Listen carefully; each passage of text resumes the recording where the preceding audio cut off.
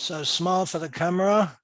Okay, so welcome everybody to the ones who've been with me for months and months and months and months, and all the new people today. I'm very, very pleased to see you, and we'll see.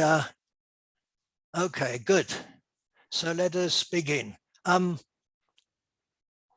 Ever so often, in fact, very often, people ask me, what is philosophy?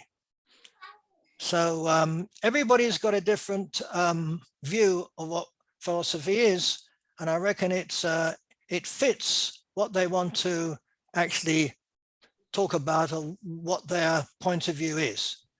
So mine is philosophy is a look at how we think the world works and our place within it.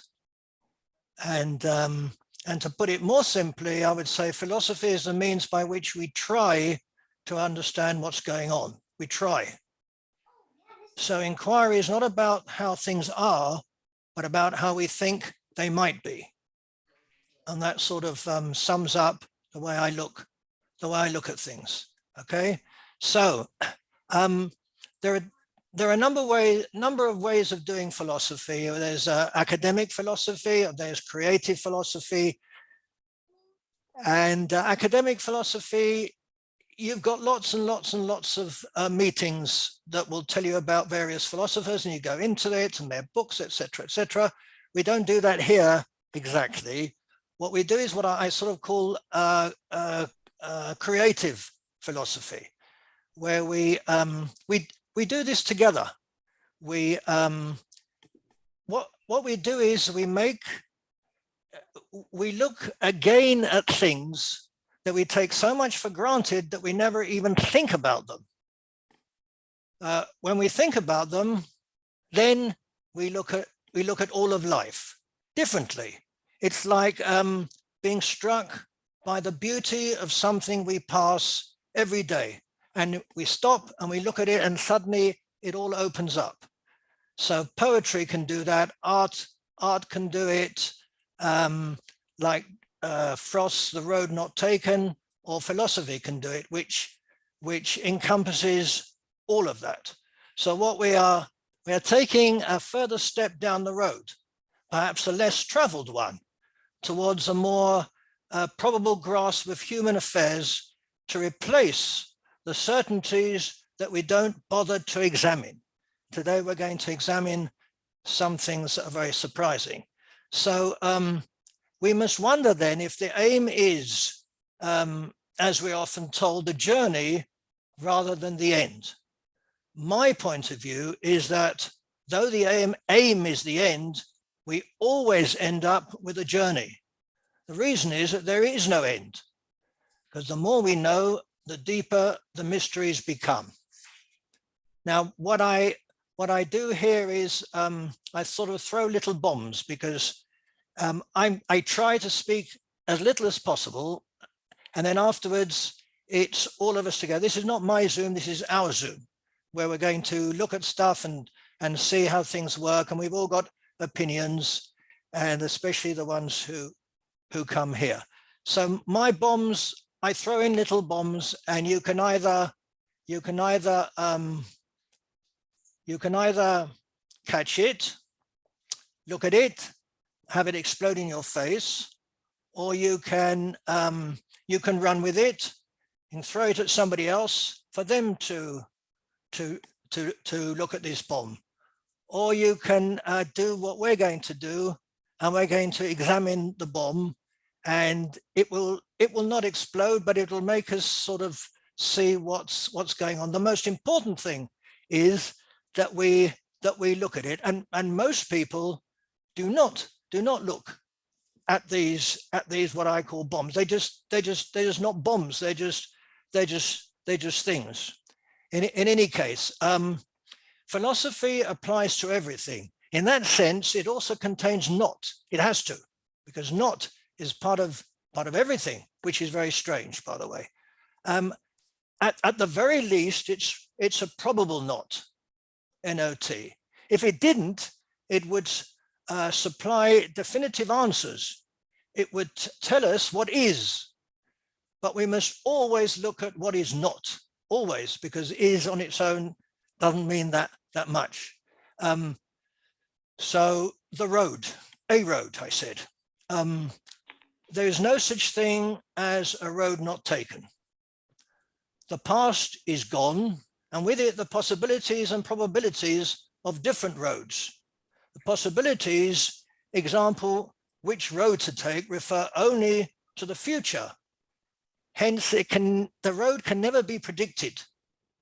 Right? It seems as though all roads are open for us, but are they?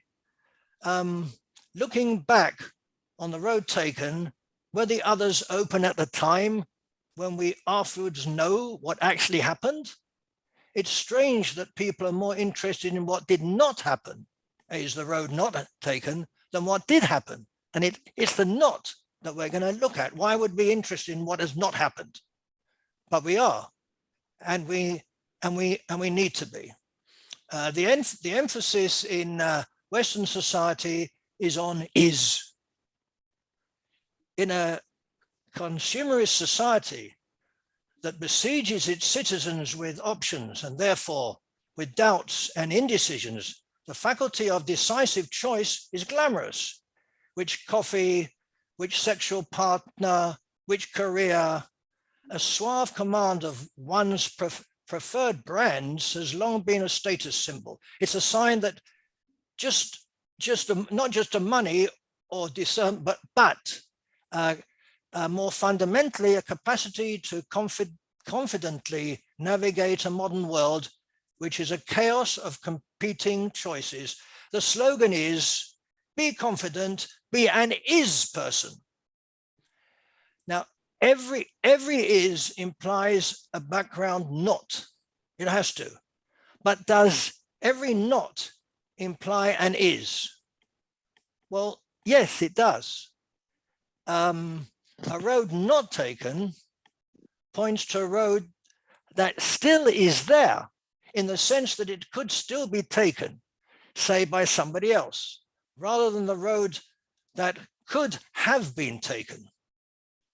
Now, one would think that saying that Pegasus, the mythical horse, does not exist, but it does not imply, but does it apply to the fact that there is Pegasus? On the other hand, folks, if there is not, there must be something that exists for it not to exist. Only something that is can have something that is not, right? So that every not must have an is. So let's talk about semantics for a second. Not statements are on the surface crazy. They're absurd. Certainly present tense not statements, perhaps as absurd as negative numbers, although with negative numbers, we can actually do things. Whether the negative numbers exist is another question which I will not go into today, but we can do things with them. Now, the negative, the not sentences, there's the whole thing about them. They're called negative existentials, but that's a complete absurd thing. Negatives, a negative something that exists, but they have the paradoxical feature of denying what they pre-propose. They don't have a referent. The noun phrase does not have a referent, but I don't actually accept that. They do. For example, if I say the Loch Ness Monster does not exist, I do have a referent. It's the Loch Ness Monster. So, so the only things that do not exist, we don't know about and cannot imagine. So there is the Loch Ness Monster that we can imagine, or the mythical Pegasus. And there is a unicorn, not any less real than there is not a unicorn. I know lots of you won't agree with this, which is fine, but I will carry on making my case.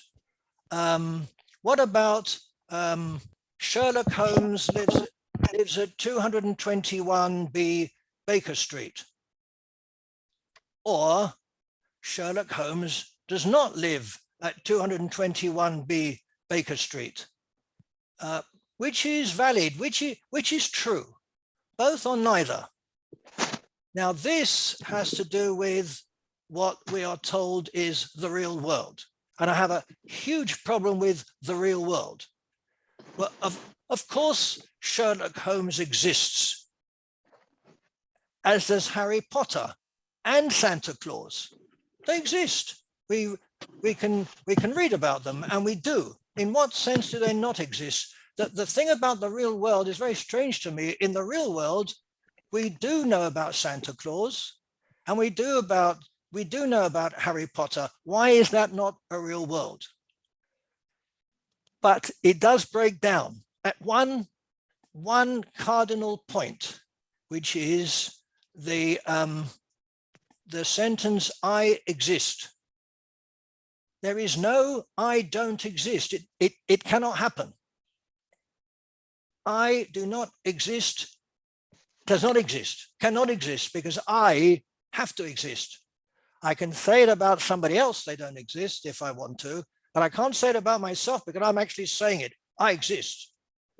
Okay, so what about particles, subatomic particles? Do they exist in any way? Physically, subatomic particles are probabilistic. Once found, you cannot say they could have appeared, i.e. measured, elsewhere. They are and they are not. If not found because you didn't look, in what way can we say that they exist? Let's go back to the road not taken. Okay, that's a bit easier, or not. Okay, it's problematic to say that we could have done something else. For a start, we wouldn't be here at this point to make the statement. If we didn't take that road, we wouldn't be here. So it's incredibly a dodgy thing to say that we could have done something else. For example, we can't say that we could be dead now. We can't. If we took a road and we'd be dead, we wouldn't be anywhere to say it. There are always other roads that one believes one can take, but there's only one that is taken. What happened to the roads not taken? Most often, by the way, we forget that there was another road we thought we could take. Did that road exist, the one we didn't take? If we imagine another road that we took, it could eventually become a memory, albeit false, right? How many times have we imagined something and then we don't really know, did that happen or didn't it happen? What happened to that memory? Where would that road, that memory, that false memory, will that have been the road we did take? After all, the past is memory. The past cannot be anything else but memory. Each of us with a different past because of the memories we took. Okay, so the road not taken is what I call an anticipated potential false memory. The future, which we've talked about quite often lately, is that which can be seen only after it has happened, which shows me that there's no free will. Free will can only be seen or proved after it happened. So free will is nonsensical. You can say before, I have free will, but until you do what you say you're going to do, there is no free will until you look back and say, oh, I had free will. Okay, so it's that our strong sense of free will is based on anticipation of the future so strong that it is as if it's already here. Now, the feeling that we can decide on the future is a peg, a very, very strong peg of our belief in being in charge of our destiny. So it follows then that the existence of the future is contingent upon the existence of the past. That is, the existence of what will never... Lana. Pardon? Where are you physically working in Bethesda? Are you talking to me? Oh, okay. Does he live in central Bethesda, or can you please meet us mute? anywhere in Bethesda? Can you please mute? Who's talking? Lona. Lona.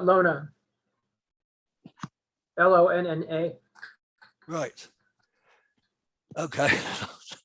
I Mr. thought. Mr. Green, since we're at a pause moment here. No, we're not. We're not.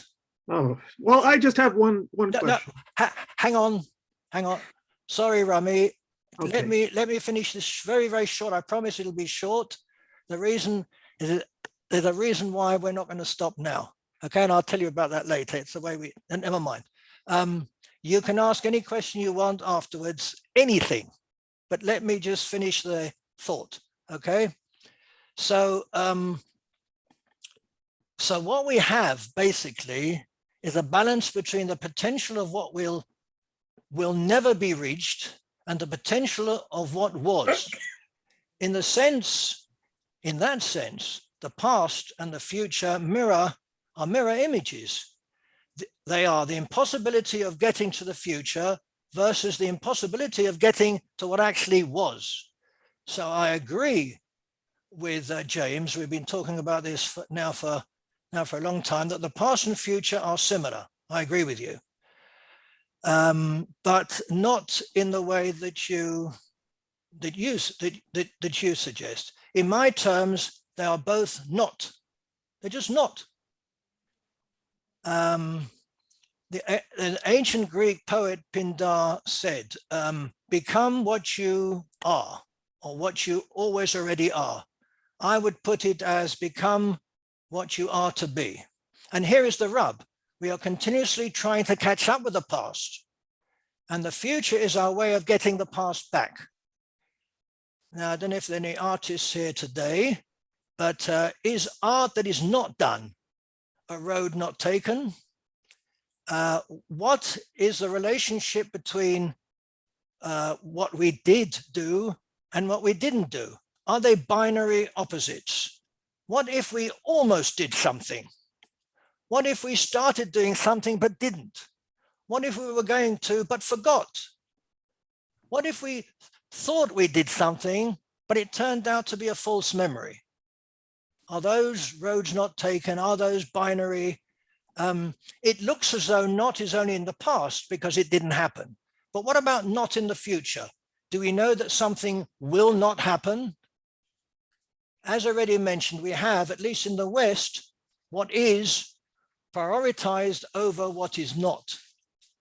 It seems more natural as time moved on, especially within materialism and capitalism. But why, on a metaphysical level, should that be so? There is no such thing as not without something that not is not of. I've already mentioned that.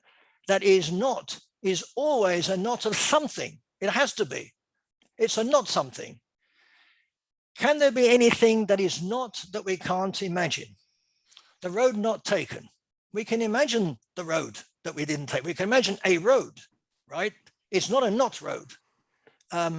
What about a not truth, which a lie, right?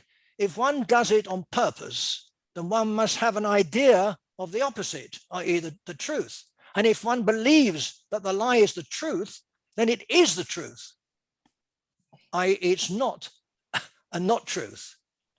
So the words not is not the opposite of is. Is has not disappeared since it is still there. Not is still is. So I ask, can there be anything that is not that we can't imagine? Well, yes, which I mentioned. The only thing is, I am not alive. That we can't imagine. We can imagine everybody else not being alive, but we can't imagine us individually not being alive, the state of being dead. So I say, controversially, that anything that one can imagine exists. So a mirage exists. We can define the phenomenon. Love exists, even though we can't define it apart from it being a feeling. Do ghosts exist? I don't believe they do, although I accept that other people accept them as existing. How are we doing? Okay. Is and is not have an honorable place in logic. Examples are contradictions and paradoxes, i.e. it is and it isn't. It is raining and it isn't raining at the same time. Let us leave that anyway, because we've done that on quite a few occasions, and it's not really important at the moment. So let's talk for 1 minute of the past, history. History is as much as a series of not happenings as happenings. Happenings are implied, not happenings, aren't they? Napoleon not getting to Moscow is immediately associated with what would have happened if he had got to Moscow. It has to be. Same with the Germans in World War II in the same place, and with Russia today against Ukraine. What would have happened if they didn't? I just want to mention one thing about the law, and whoever is here can help us with this one. This is the law versus this is not the law. I'm not sure that is binary because of the interpretations. If we knew what the law is, we wouldn't need to have courts. We would say that that is it. And where's Terry? Terry's gone. Oh, because I want to mention AI. Does a robot have a not to do? i.e. does it have a memory of what went wrong before? There you are. Okay, good. I was worried. I put this in specially for you, Terry. I have to mention AI every time just to keep you here, you know? So the biggest, most powerful thing, they say, is love. It's all consuming. It's an all consuming is, which is why when the is of love becomes not, it is disastrous. It becomes hatred. There seems to be no middle between love and a little bit of love. It's love, and then it turns upside down. The biggest unsolved mystery of the universe is how the is came from not. It occurred to me that it didn't. For there to be a not, the implication is that it would have been a not of something, i.e. an is. If this is a chicken and egg situation, which I think it is, we would have to say that is came first in order for there to be a not. On the other hand, is always presumes a not, which a not of something. And there we have a chicken and egg thing. And now I leave you, but there are so many people without their videos on, which bothers me a lot. All those without videos, would you please switch them on?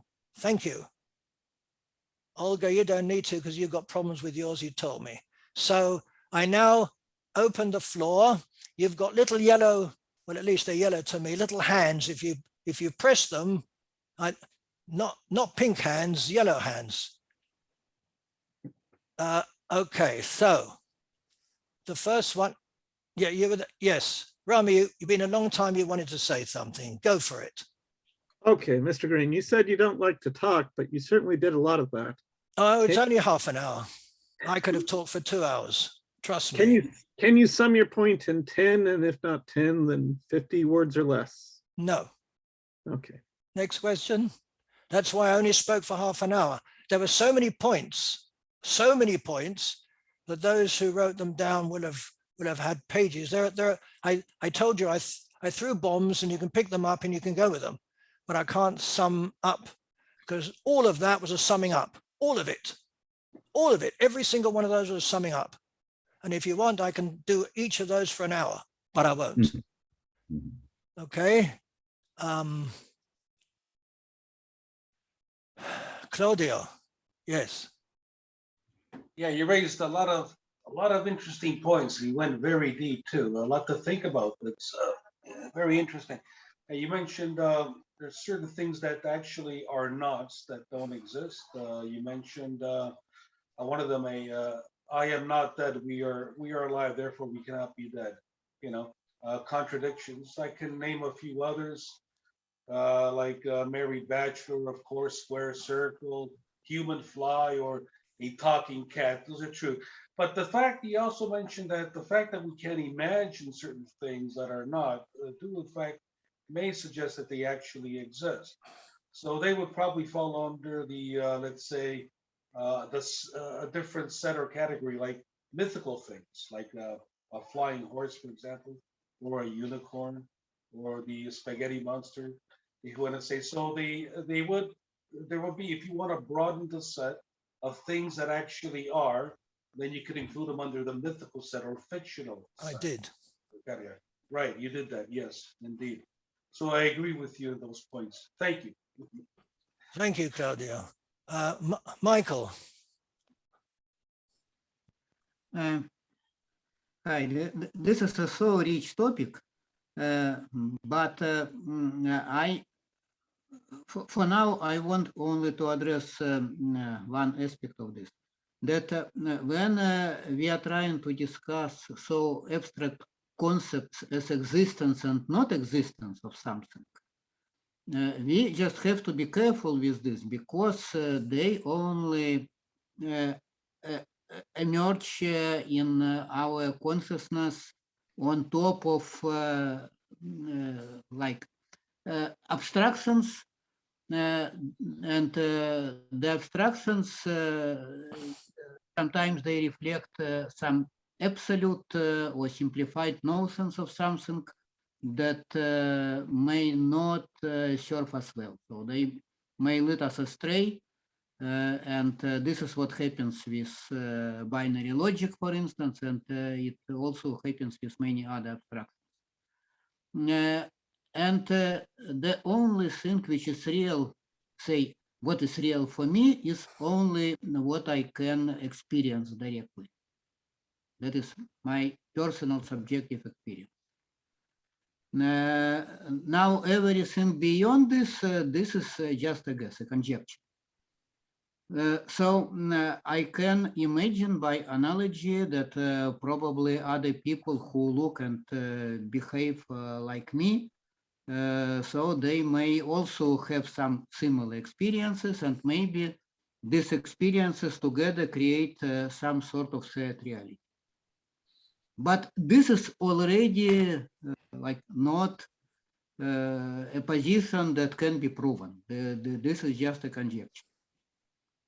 And anything else beyond this is can be another conjecture built on this conjecture. For instance, what is the past and what is the future and the passage of time. And I'm taking even a more humble position, Ron, than you, because I admit that maybe we are not even close to understanding the nature of time and the reality of past and the future. So let me stop at this, but there is much more about time, about experiences, about realities. Very good topic. Thank you. When you mention reality, you know what that does to me, right? It doesn't. Yeah. Okay. So, but you mentioned reality a few times. So I have a problem with reality, because you say some sort of reality. I have no problem with some sort of reality, but I don't know what some sort of reality is. If you want to talk about reality with me, we're going to have a problem, because you yourself have said some sort of reality, and two people do not experience the same thing ever. Now together, they will form some sort of reality, but not reality. Reality would be objective reality, the thing that really is. Now, the thing that really is, I don't know how we could possibly know what a thing really is. I just don't see how we can do it. Now, That's why I'm saying that when I assume that there is some sort of reality, that's already an assumption. That's a conjecture. I cannot prove it. Okay. And anything else beyond this, it's another conjecture on top of this conjecture. That's why. So That's the why farther we are going, the farther I'm going from my direct experience, the less certain I have to be in my assumptions, my ideas. So I guess that's my main point. But if we do assume that there is some sort of reality, then we can try to go further and try to see how consistently other agents in this some sort of reality recognize. So can they agree on something else? But Michael, yeah, some sort of reality I have no problem with. Everybody's got some sort of reality. My reality is not like yours. It might be similar, and we might discuss it, and we think that we've got the same, but we don't have the same reality. There is some sort of reality. And once you've got some sort of reality, it doesn't mean very, very much. It means that my reality is that Harry Potter exists because I read about him. And I can tell you about him, right? As far as I'm concerned, he exists. I'm making for a change life simple. Instead of going into incredible points about existence, I'm making it simple. I'm just saying that existence is what we can imagine, and what we cannot imagine cannot exist. Now that is a clear point. Imagination and not imagination. What isn't just isn't. Isn't is not, and the is not we can't imagine, but it has to be based on an is. That, and so I'm with you on some sort of reality, but not on reality with a big R. I just don't see it. Can we? Quantum reality, if I can call it a reality, something behind this, if we assume that there is something behind this. I don't assume anything. Exists, but we cannot imagine this. Even physicists. Well, in that case, it doesn't exist. We can't imagine it. What does it mean that it exists? I can't. That's my point. But can we carry on a little bit later? We have to move on. We've got okay. But thank you very much. See your point. We'll come back and fight a bit later. Okay. Thank you. Terry. Hi. It's not really my comment, but I couldn't help when you were saying that you don't like reality with big R. I keep thinking of the movie line that I've struggled with reality all of my life, and I finally won out over it. So, not sure if it's quite the same sense, but like Michael, I'm of course in the scientific domain, so we tend to use the word reality. We're both major offenders in that point. Mea culpa, full confession. What I actually wanted to mention was just, you're talking about not versus is. Increasingly, including on things I've worked at that are in physics, the idea of pairs just to me seems more obvious that it's not an is or it's not a not. It's always a both. Which? I'm sorry. What's both? I'm sorry, I didn't hear. That you always get pairs. You get a not and an is at the same time. You don't just get one or the other. You don't just get an is or a not. There's always a pairing, a creation of things in pairs. So you have pick your level, in order to say that something isn't, you have to have a concept of what is. And I think that's a pretty fundamental principle. It goes to a very deep level. Myself, a small number of people, well, actually a fair number of people, think there's actually a controverse, an opposite universe to our universe. It's part of the physics of our universe. That's an interesting pairing. I mean, if you're saying simultaneously, there's a whole universe that is kind of like the not universe, and then there's our universe as a starting point. So you certainly see that theme a lot through physics, though, the idea of pairing of things are created and there's an opposition to that. And sometimes they go back together and you just become a void again.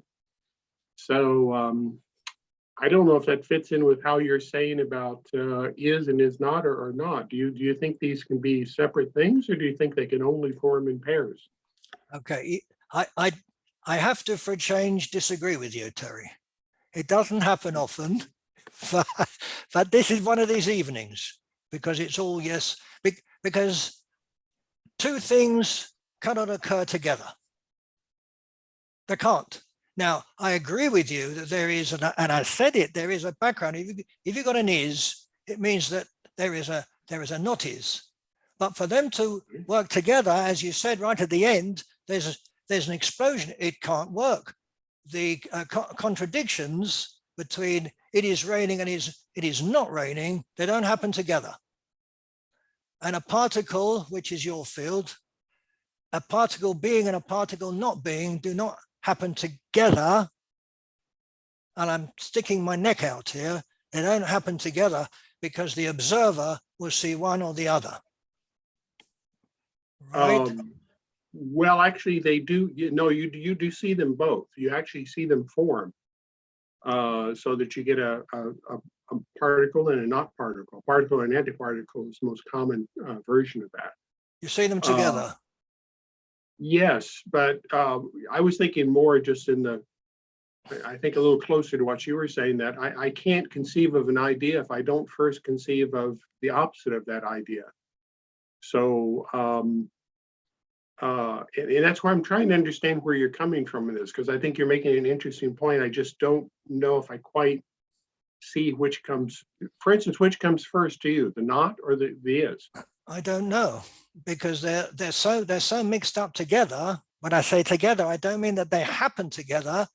I think that the concept is in the background, and I agree. You can't have apart from the one example I gave about the I don't exist. That doesn't work. Can't work. It's an existential thing, but I don't know. I don't know whether it matters what comes first. If you look at a painting, you don't see all of it. What your eyes are whipping backwards and forwards alongside. They're going. You never see one particular thing, and all the rest is around it, and your eyes move backward and forward, back and forth. You don't even realize it.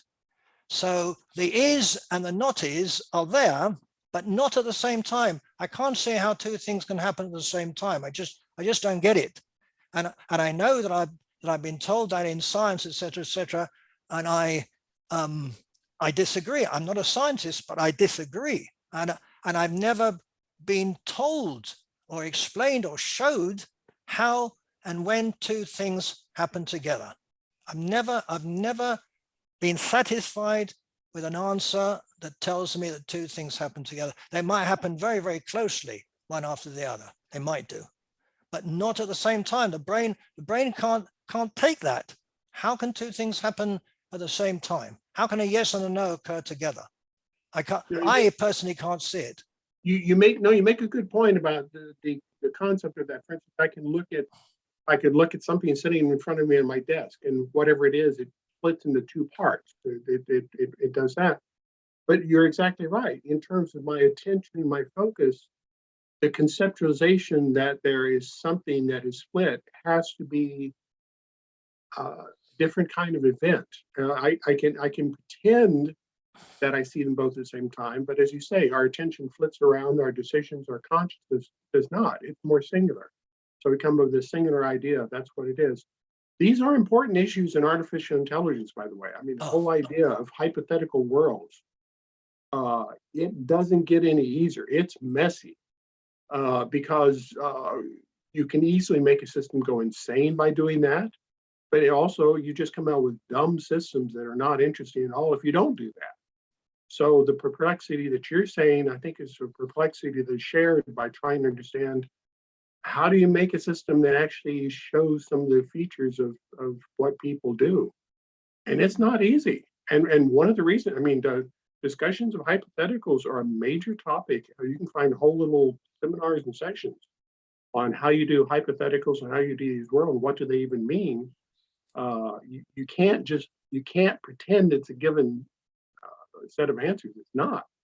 So your point's well taken, though. I like that point about that. Yeah, you can split like a positron and an electron and positron can split apart. You can see the event, but in terms of our human perspective on that, there's a conceptual aspect of actually comprehending it that you can't separate in that sense. It's a messier sort of thing.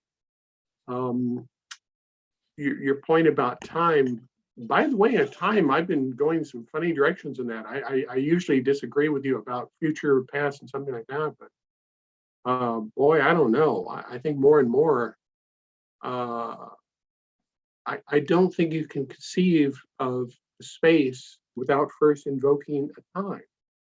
And that's a different position that you don't usually see. And I think that goes on at multiple levels. You have to have a region of actual change where there is no future, no past. It's like a wave front that's moving, but maybe in a more literal sense than what we usually think of. We think of time, people like to think of a block universe, continuum time, and I think it's a lot more bizarre than that. That's just an oversimplification that we like to create reality with a big R that is not what's actually going on.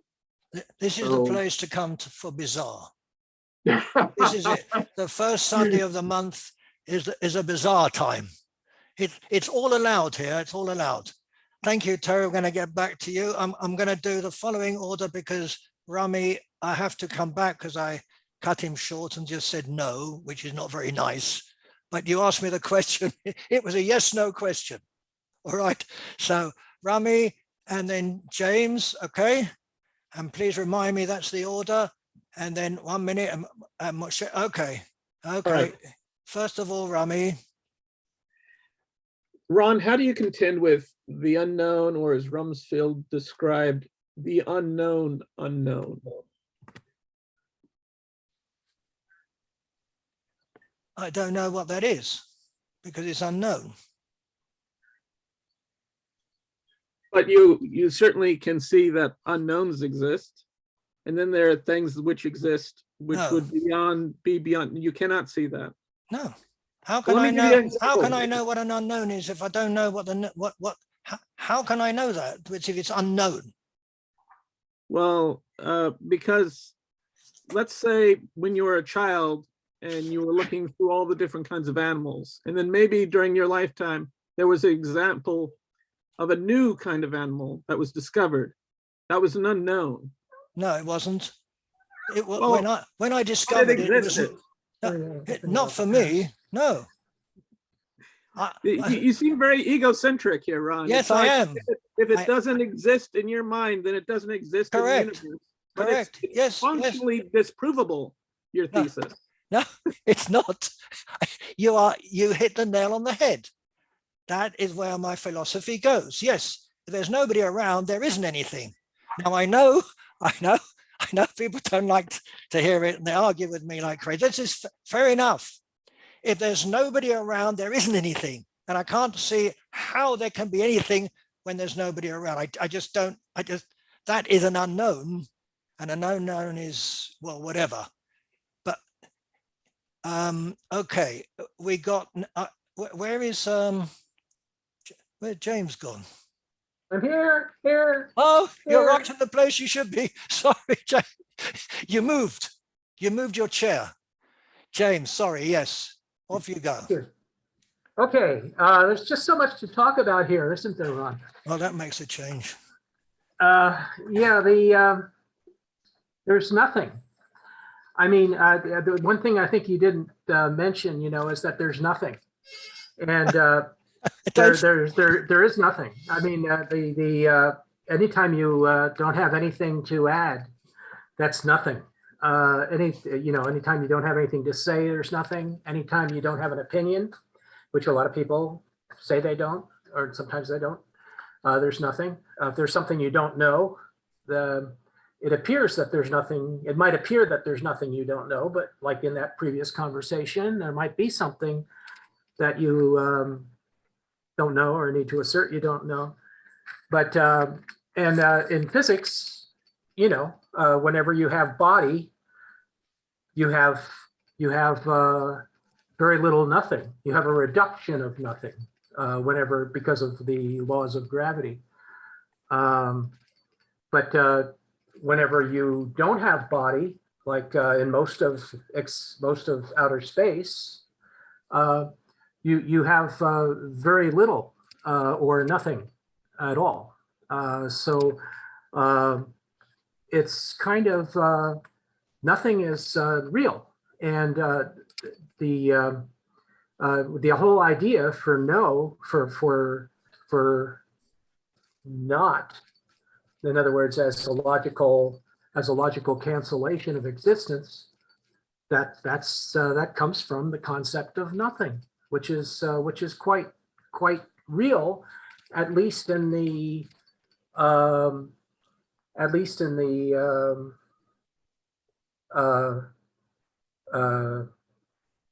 metaphysical sense, but as you can see, it's also real in the scientific sense, because we can describe nothing in whenever there isn't body, necessarily because of the laws of science. Can I stop you there for a second? Sure. Because it's nothing, right? Could you do me a personal favor? There is a book called Nothing Matters, a book about nothing. Right, by yourself. How do you know? Exactly. If you could do me a personal favor and read that book and then come back and talk to me about nothing. And I will very, very briefly answer what you said, but very, very briefly. What you're talking about is nothing, which I, in the book called Nothingness, it is the absence of something. I agree with you. And there's silence, which is nothingness. It's the absence of sound. All those nothings you talked about are absences, and they are each something. Nothing is something in that sense, yes. But there is another nothing, the dodgy one, which is nothing with a capital N, which is the absence of everything. Now that is extremely problematic because it means it's the absence of ourselves as well. It's something we cannot reach.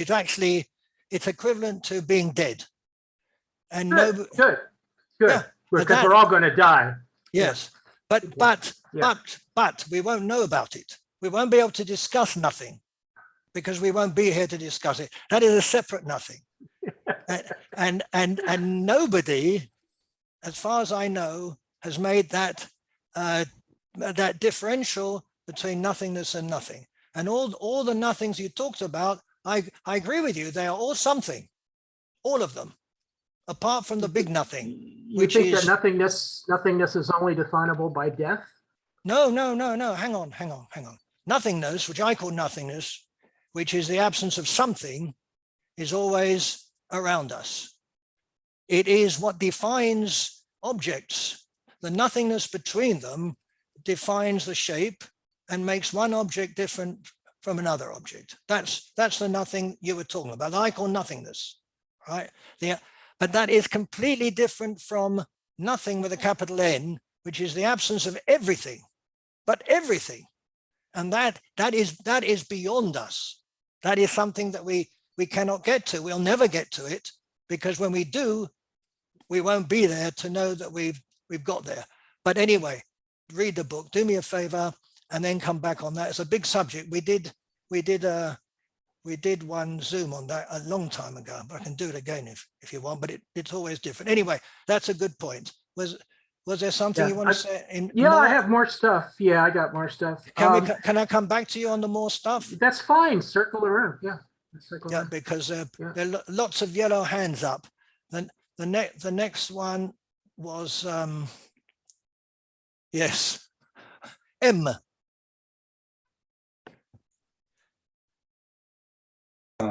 Thank you, Ron. I want to circle back to something that you said at the beginning. You were talking about Pegasus. And I want to make the distinction between the reference of a sentence, because you said that Pegasus referred to something, and the meaning of a sentence, or the reference of a word and the meaning of a word. Because I disagree with you that Pegasus is a referring word. It's not like Venus is a referring word. But it does have a meaning. It does have a sense. Harry Potter has a sense. Harry Potter, we can read, we know what to do with a noun in a sentence. And when Rawlings writes that Harry Potter lifted his wand in the air, we all get a sense, we all get an image of what that means. But it doesn't follow from the fact that we know what to do with nouns and verbs and adjectives in sentences, that Harry Potter is real, and that he has a wand. So I disagree with you that by virtue of I disagree with you because referring words and meanings, or references and meanings, are different things, and to conflate the two allows us to go a long way down the path that we've been going. Now, one other thing,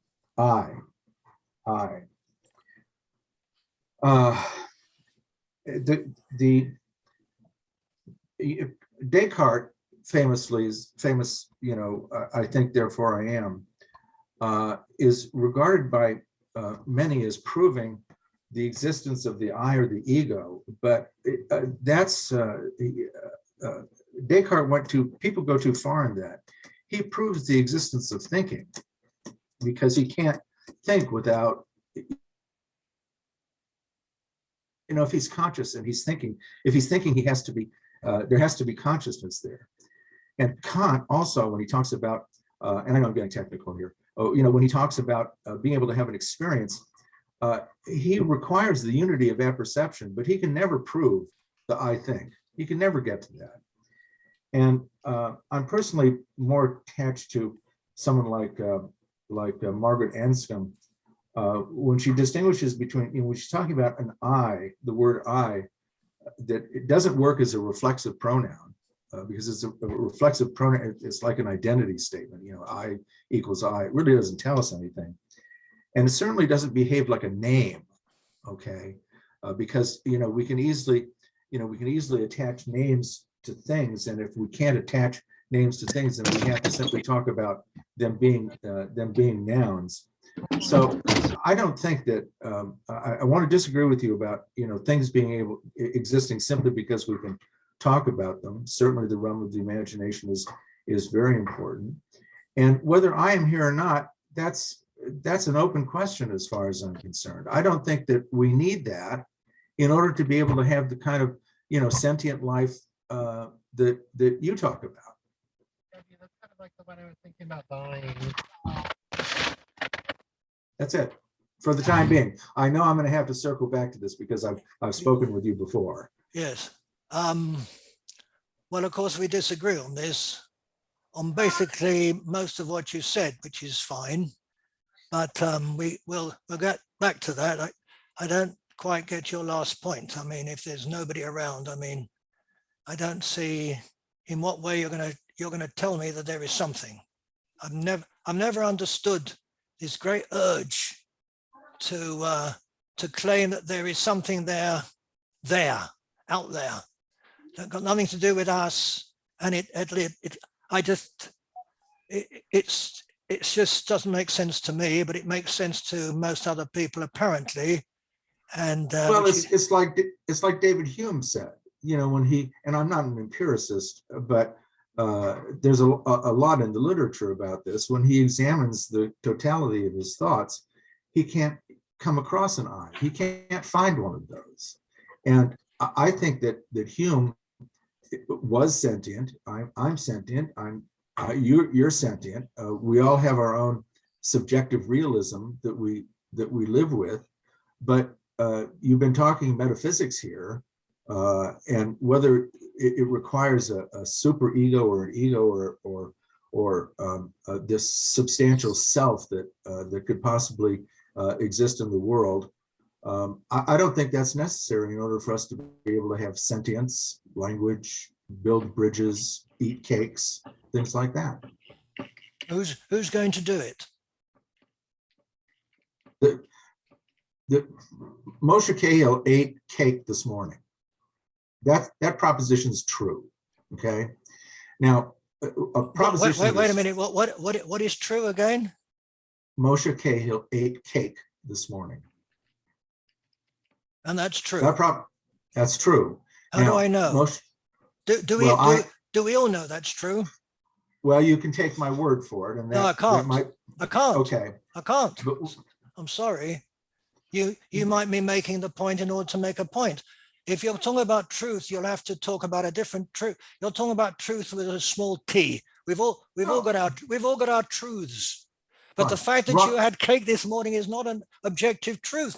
None of us knows about that. You have to convince us. Ron, you know there's no such thing as an objective truth. Exactly. You're better than that. Exactly. That's the point I'm making. The proposition Ron Green is sitting in a chair is true. It's true right now, and Ron Green knows it. And I say everyone else on this Zoom call knows that too. And the proposition Ron Green is not sitting in that chair is false. So we know a lot about the world by the truth or falsity of the propositions that we use. Okay. Can we move? Okay, fair enough. We're Moving right along. We're gonna come back to that. You're talking about propositions, etc. Okay. And Anton, you've been waiting a long time. And then we're gonna come to Roland, and then Bill, and then Richard. Yes. Yeah.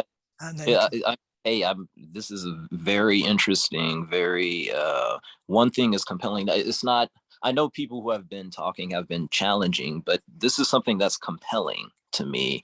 I think it might overlap with some things. I like a lot of what Terry was saying earlier, but it struck me though. So there is a book from a long time ago, and I think that Neil Donald Walsh actually wrote, or he would say channeled a series, and it's called Conversations with God. But the concept, I think, or some of the concepts that are discussed don't have to be necessarily religious or necessarily in traditional ways as we think about spirituality. And in one of them, I think in the first book, there's the story of the creation of, I guess, everything, and maybe it's a creation of the universe. And I know I'm using words to describe this, but it actually might make a certain amount of sense because words can make things fun.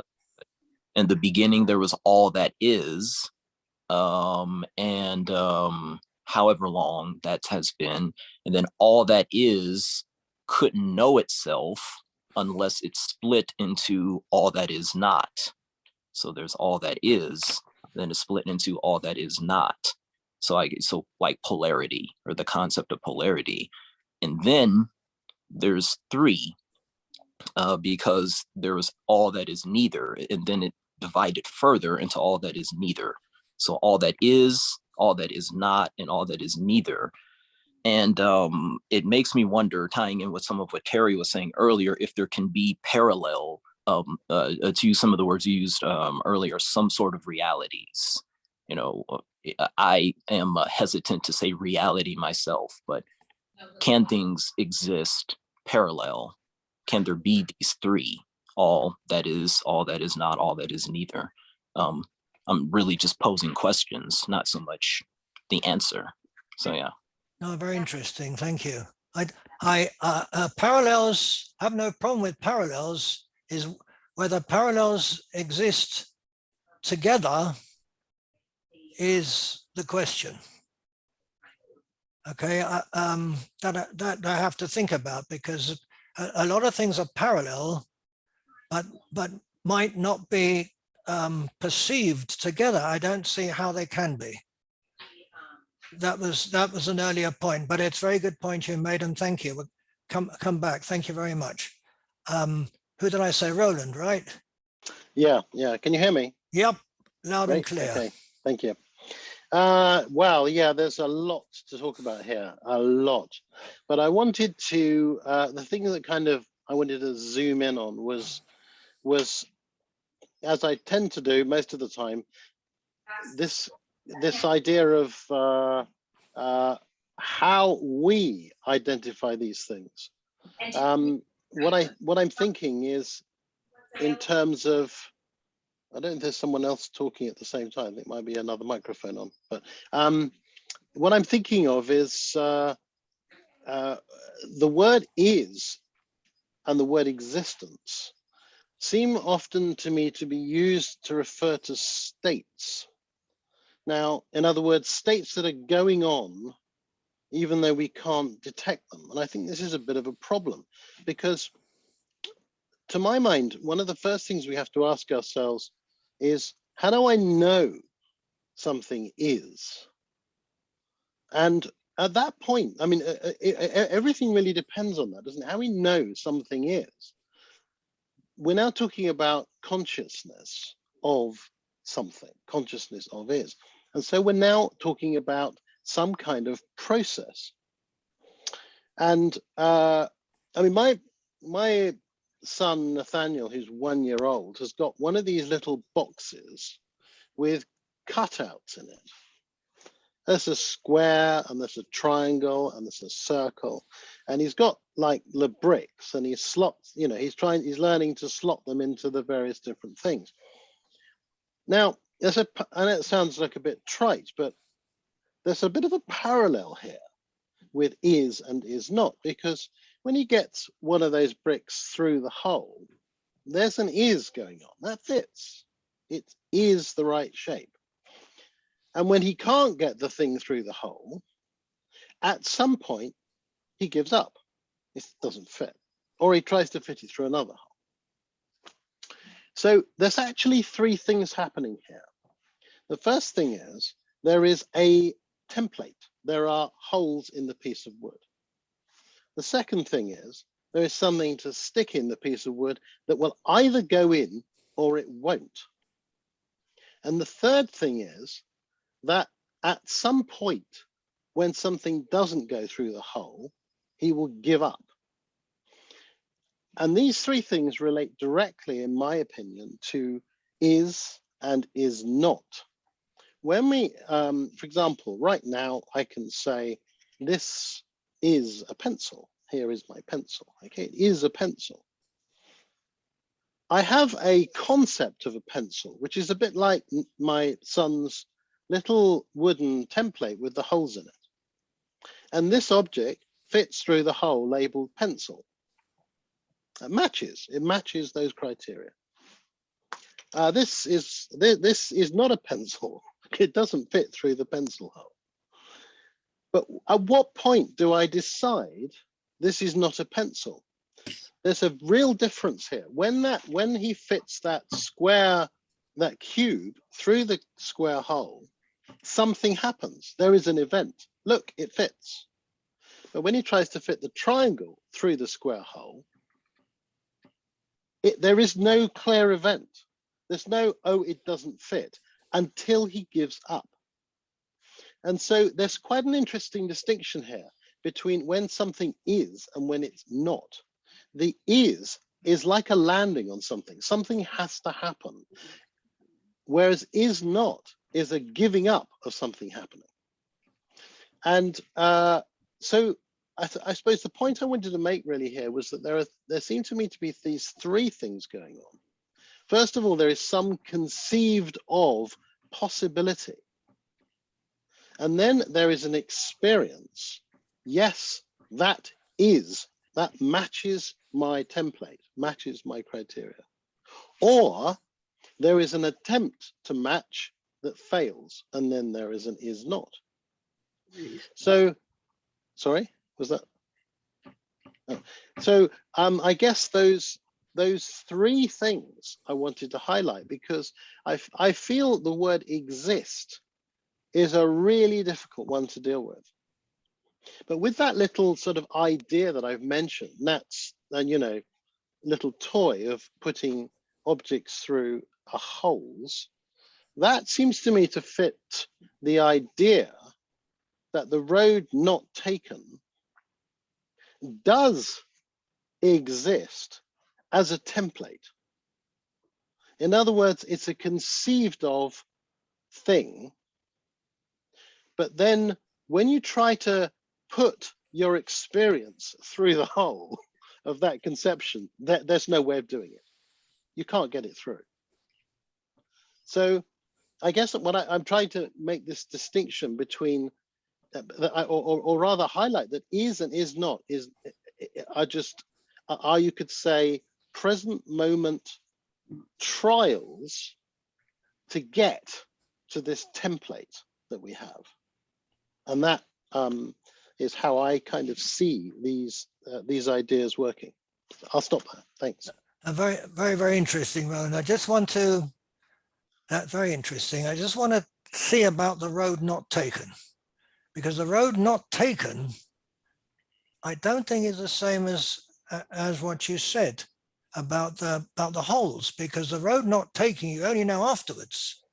It's not that you've got two rows and you decide which one you're going to put in wherever it is. You've got a road that you take, and that goes straight into the hole.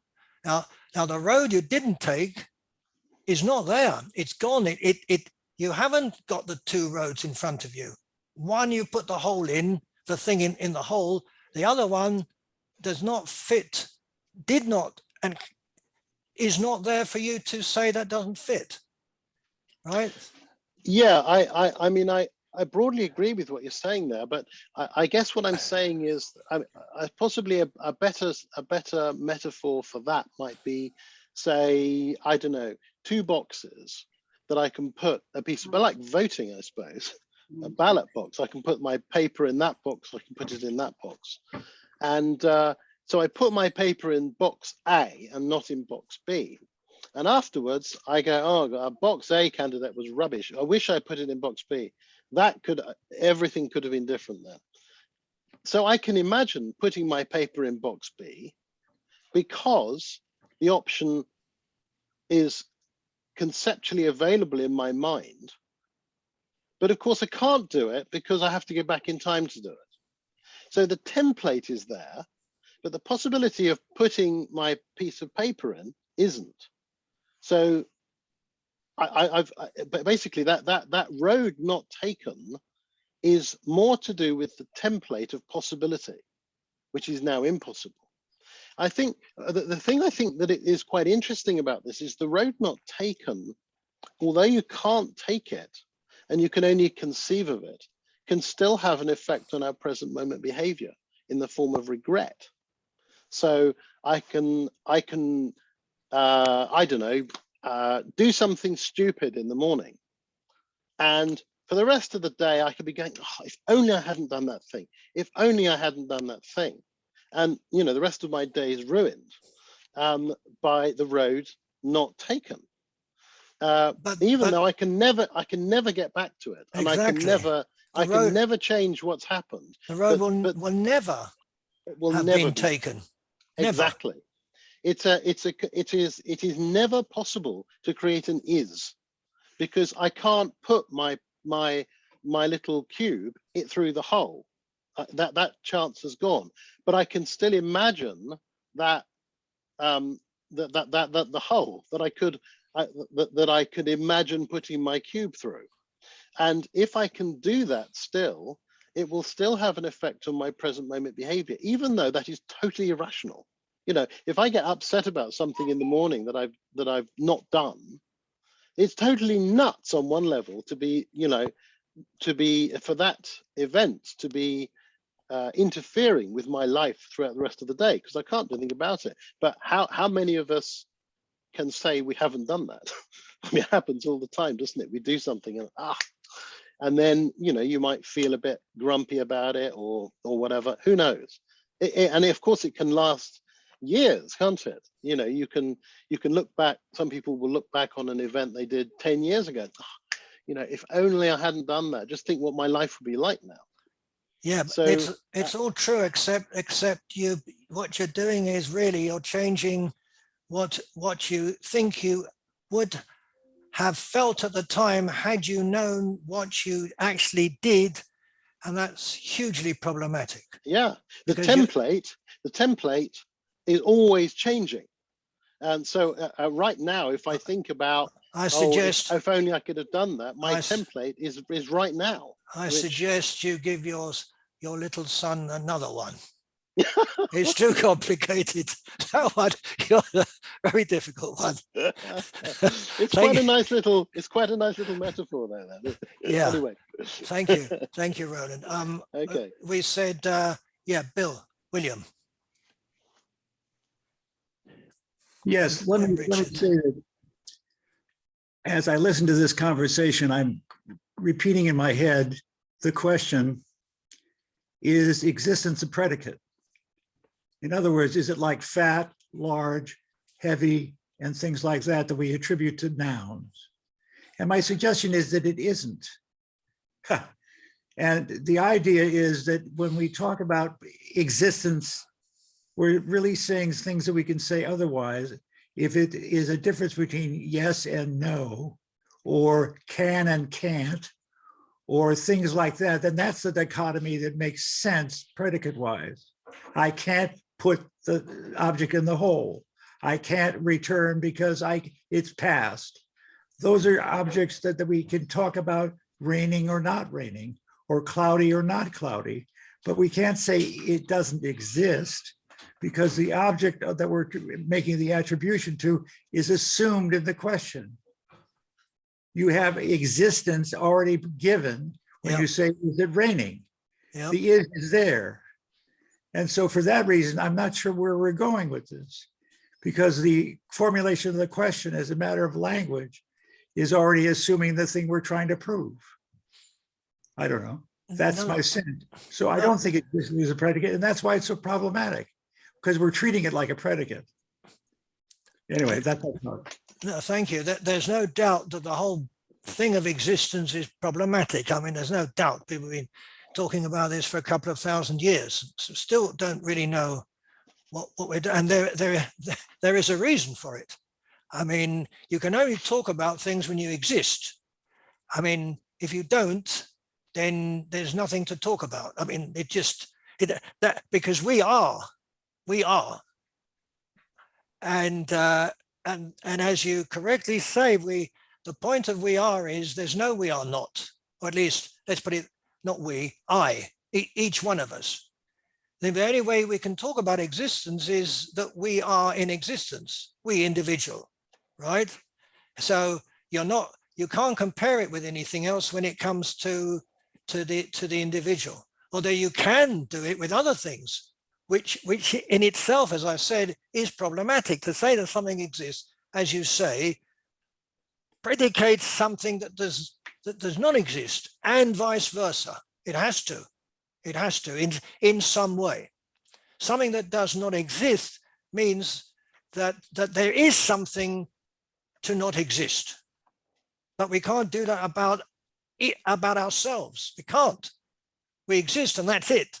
Now, to find out what that means is a big thing. Well, to the point that you made earlier, to the extent I can imagine the road not taken, to that extent, the road not taken exists for me. I mean, that sense is okay with everybody, isn't it? No. No? Is that imaginary existence isn't okay? Well, yeah, it has to be, because I said it was. I have a problem with the road not taken because you're looking at it from the road taken. There is no road not taken. There's only a road not taken when it's ahead of you. The road not taken doesn't, sorry about the word, exist. It's only the road taken where you are that you can talk about. The road that you did not take, it doesn't mean much. It's gone. It's not. But Roland said, and I think correctly, that regret is based on the road not taken. I regret I didn't reach out to that person. I regret I didn't deliver first aid. I regret that I didn't do that. Those are all roads not taken. Yeah, but that is, yes, I almost said true there. The point is that you're looking at it backwards from where you are. Of course, my vantage point is in the future, Yes. relative to the choice. Yes. So the road not taken is something that you're looking back Yes. on a it's place flashback. that is already part of your past. And that road is not the road that you did not take because it was ahead of you. That's another road because you're looking at In it. other words, can't imagine the future. Yes, exactly. I But see. we can imagine a future, but it won't come to pass. It might do, but when it does, it won't be the future. We never get to the future. We'll only get to what was the future. But Ron, look, if I follow the law and I expect that the law is going to arrange the facts to conform to it, I'm predicting the future, aren't I? Well, it depends if you believe that the judge will give the verdict that you think he will, which he often doesn't. Well, that's true, but to the extent he does, that is a prediction about the future, yes? Yeah, but yes, we all have predictions. We have to, but it's only verified afterwards when the future becomes the past. Is there an imaginary verification process? I don't think so. Imaginary verification process. In other words, if I'm imagining a future, I can't verify it because it hasn't happened yet. True. So we're agreeing. Okay, good. I think. Yeah, we are. Okay. So we're on to Richard. Right. I feel that once again we've run into a problem with complexity, and also the fact that we've all strained off into many different paths and then come back to the central object and gone off again on tangents. And so we've all taken roads not taken, and we've all gone back to the taken road. But about the central problem, which rather than being a literary criticism of the poem, seems to me to be about is or not existence, or not existence, if you like. I'd like to refer you back to something that was probably raging when you were at Oxford, and that is Russell's idea, discussion about the bald King of France, which I think was on naming or something like that. And I believe someone, possibly Strawson, wrote an article disproving it, but it's so long ago that I can't remember. But basically, the idea of the bald King of France both is and is not. And if you look at it legally, it is possible that one might be able to work out who should be the king, and then work out whether or not he or she is bald. But as the whole idea of kingship comes back to the state, as well as it doesn't go to divine blood or whatever, I don't think that the French kings ever claimed descent from a god anyway, whereas the Anglo-Saxons and many of the German kings did. But basically, the bald King of France is both in existence and not in existence. And this has been argued over by philosophers who are far better than I am, certainly, and possibly Ron is speaking from the advantage of having studied or read this more recently than probably any of us, or most of us anyway. I think I finished. First of all, could you all put your hands down who don't want to be called again? You've all kept your hands up, so I'm seeing a lot of yellow hands. So, okay. Where's he gone? Oh, there I'm you still are. here. Good. You keep on moving around, you lot. I think the thing about the bald King of France was not whether he was bald or not, but the fact that the bald King of France, there was no bald King of France when they were talking about him. That was the point. It doesn't matter whether he was bald or not. It depends on whether or not there is a King of France, and if one accepts, for instance, ancient views of kings, there would always be a king. But if one views the state as being, or the people as being able to choose whether there's a king or not, then there is no king. As I said, I have a feeling that Charlemagne and the French line of kings, or different lines, never claimed that they had divine blood, but they did claim that because the Pope had anointed them, they were justified by having their power from God. So therefore they did claim that to some extent. When France got rid of its kings, they tried to then, and Napoleon started, Napoleon's brood or progeny tried to claim the title instead, but that's never been in existence. But there probably are Bourbons still around. One probably could use DNA to track one down if you believe that there is always a king.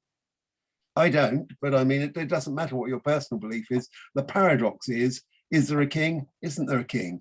If there is a king, then you can find out, you can instantiate, in other words, go through and check out whether or not he or she is bald. But the whole crux is, yes, whether or not there is such a thing as the King of France. Okay. Thank you, Richard. I think that's it. It shows where binary logic falls down, basically.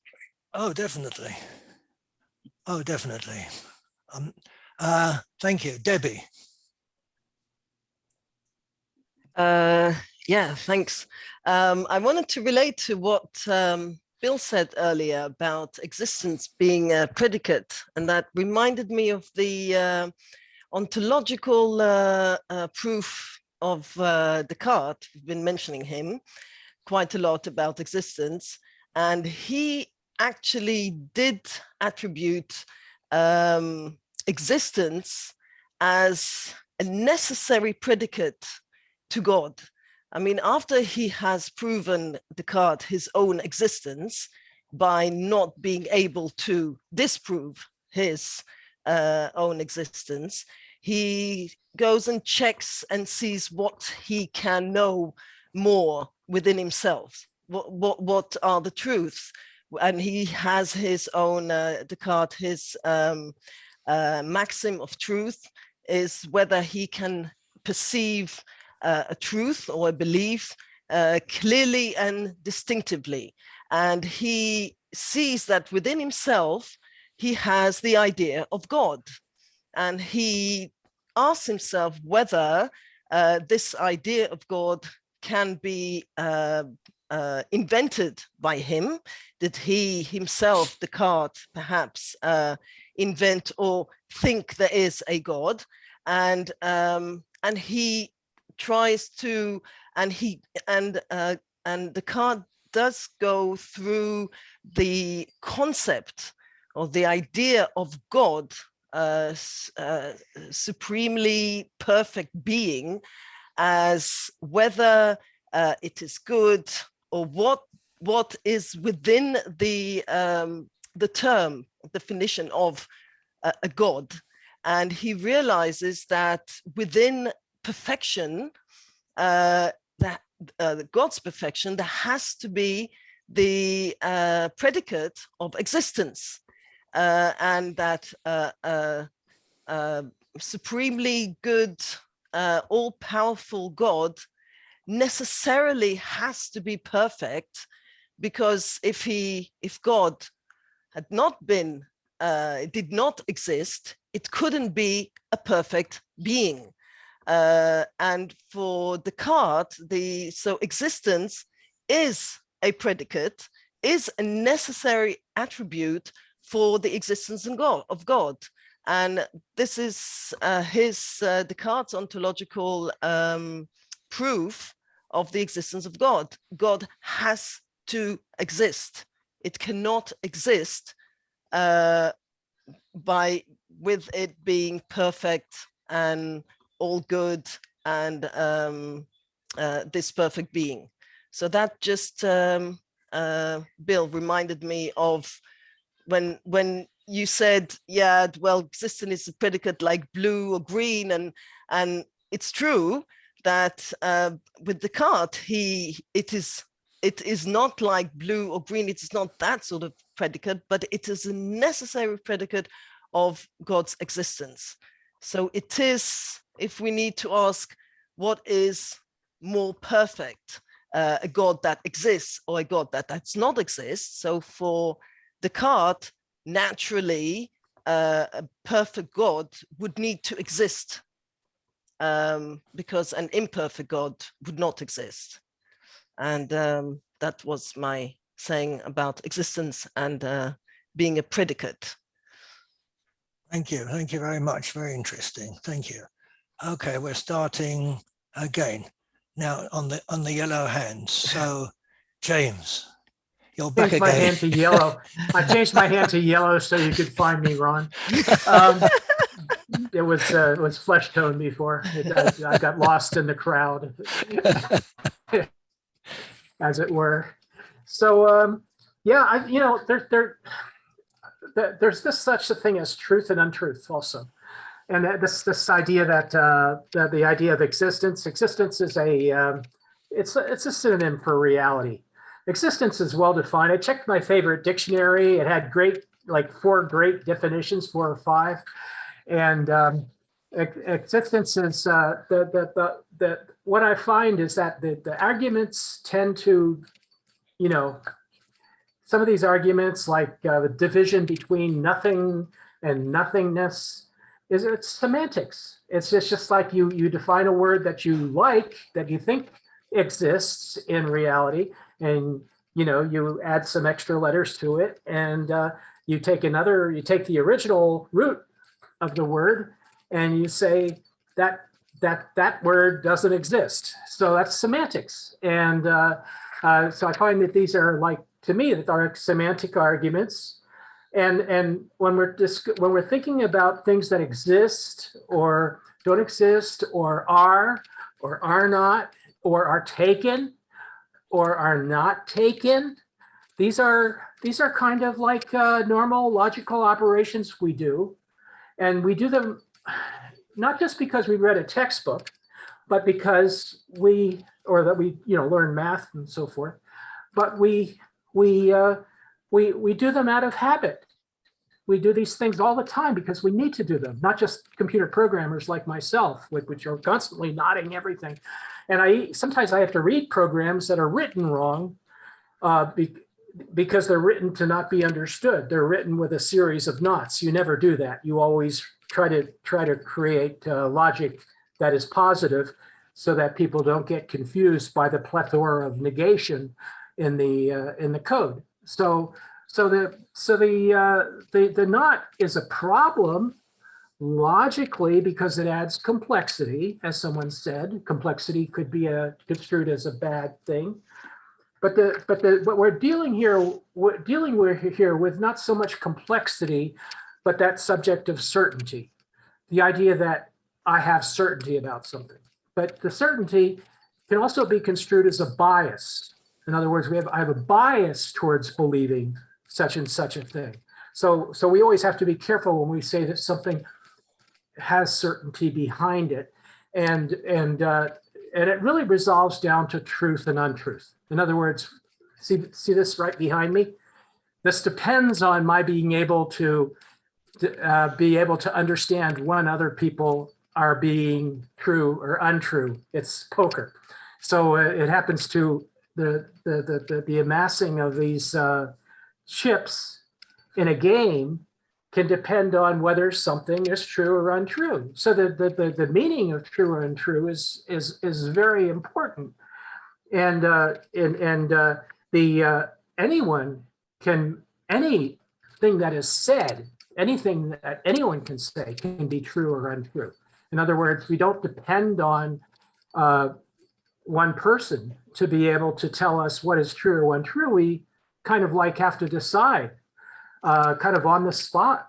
We're deciding on the spot. Is Roland's idea of like things fitting really a better context in which to investigate the knot? Or is the knot something that is actually just fairly standard? And I said before, the knot just simply depends on our being able to cognate the concept of nothing.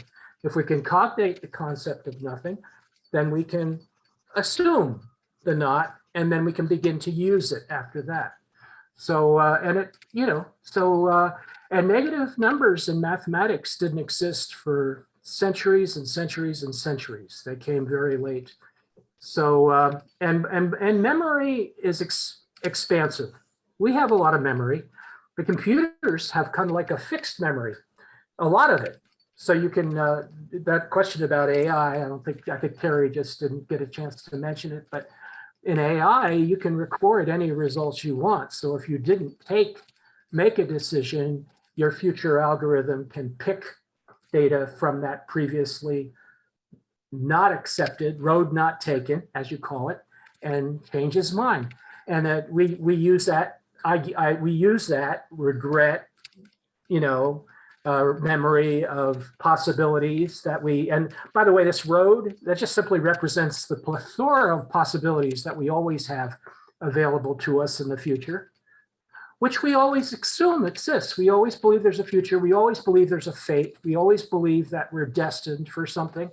So we don't for a moment, think that there isn't going to be a future that doesn't exist here, that isn't a standpoint that we take, but that we can make assumptions about because we have a mind. And and when somebody says something happened in the past, they're not standing in the future. They're standing in any arbitrary point in time, usually some other then, right? Not necessarily a then in the future. So I thought that that discussion about your standing in the future was completely illegitimate, because you're not standing in the future. We're always standing either in our facing forward towards the future, like the present, which we call the present, or we're standing at some point which we call then. So it's either a now or a then or a before that. It's always going to be some referential point that we know about, unless we're just simply hypothesizing, and that's okay. The people that hypothesize, just like people who make semantic arguments, that's fine. They have the right to do that. So that's a lot of what I had to say. Thanks. I have so much to say, but I'm not going to say it. Okay. Wow. And I'll try to read your book. I will invest some time there. Thank you. Okay. I don't agree with anything you just said, right?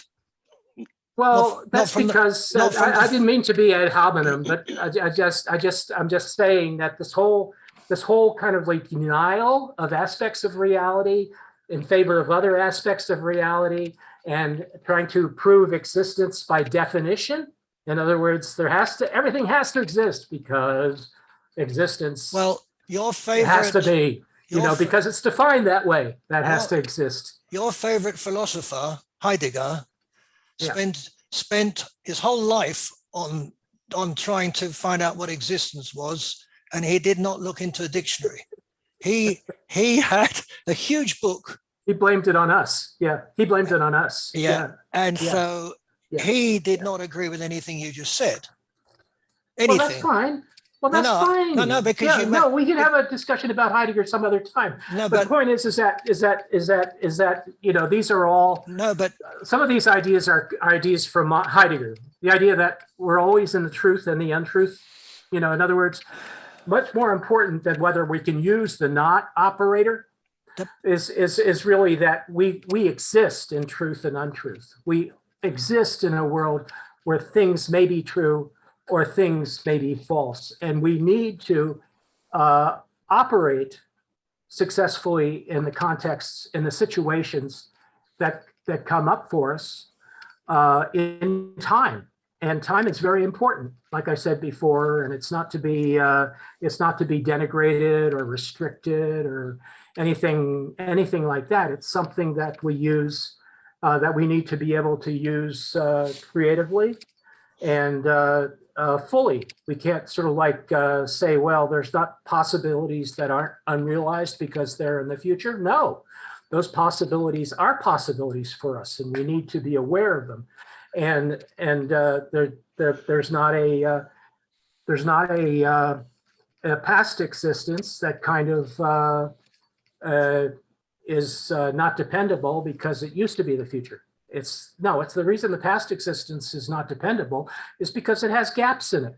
we don't record every second. We don't record every millisecond. We don't record every hour necessarily. If you asked me what I did 2 days ago, I might be able to mention 2 or 3 things. I couldn't possibly come up with the recording of 2 or 3 days ago.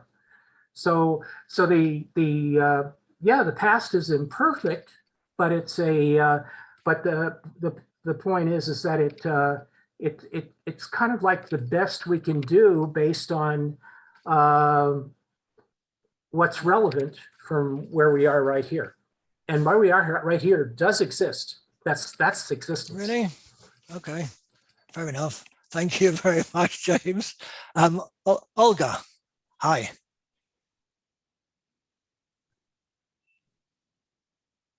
Hi. If I could get frozen, it's my computer is not in my connection, also not very stable. So although I live in New York and still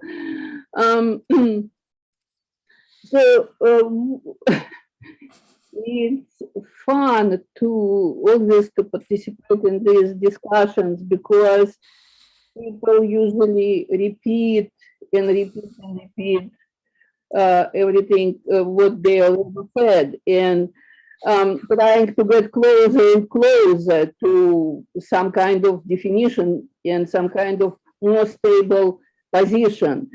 And of course, what you're saying about yes or no and road not taken is absolutely correct in the physical world. Yes, in your physical body, you cannot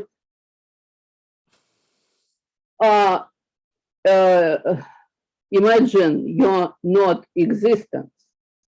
But civilization, for that particular reason, developed philosophy, mathematics, and physics, and different computer codes and different languages that we could take the road that we that probably could be mistaken. And if in philosophy it's not very obvious, but in architecture, for example, or in math or in physics, people all the time taking roads that should not be, or they want to take them and then get back.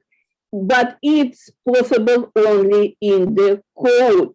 It's in some kind of language. It's not possible in physical world. And that's, we come to the question, why it's not possible in the physical world.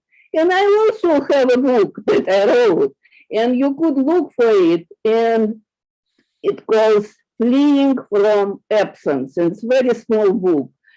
And I think that I come very close to understanding what actually, why we live in this world where we have this impression that something is moving somewhere and there is no way to take the road we did not take. So to the kind of nature of why we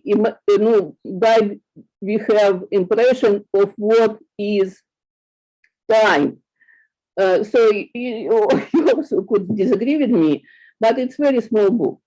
And that's my point, that you're absolutely correct in the physical world. But if we create any code like math, then it's not correct. We could take many roads, try them, and then come back and build, for example, I don't know, anything, a bridge, different way, because we already, of course, it's again, if there is some kind of catastrophe, of course, yes, or something else that we could not predict, but still, it's possible in the code, in math, in physics. Thank you, Olga. If you go along a road and you decide that you don't like it, and you go back the road that was there before is not the same road that you did not take. It's another road, mainly because you just learnt from the road that you did take that you're going to go back, and that road will not be the one that you looked at before. It'll be a different road, and you start again. Yes, but they could be very close, and you could even say, okay, I recount it. Maybe I was wrong, and you could get and probably find an error in your correct. So it's possible in the code. It's absolutely different. So it's possible in the code. In physical world, again, you returning to the physical world and say, in my physical body, I cannot do this. It's, of course, you're absolutely correct. There is no arguing about it. You're correct. But if there is code and your coded beings not the physical beings, it would be possible. That's my point.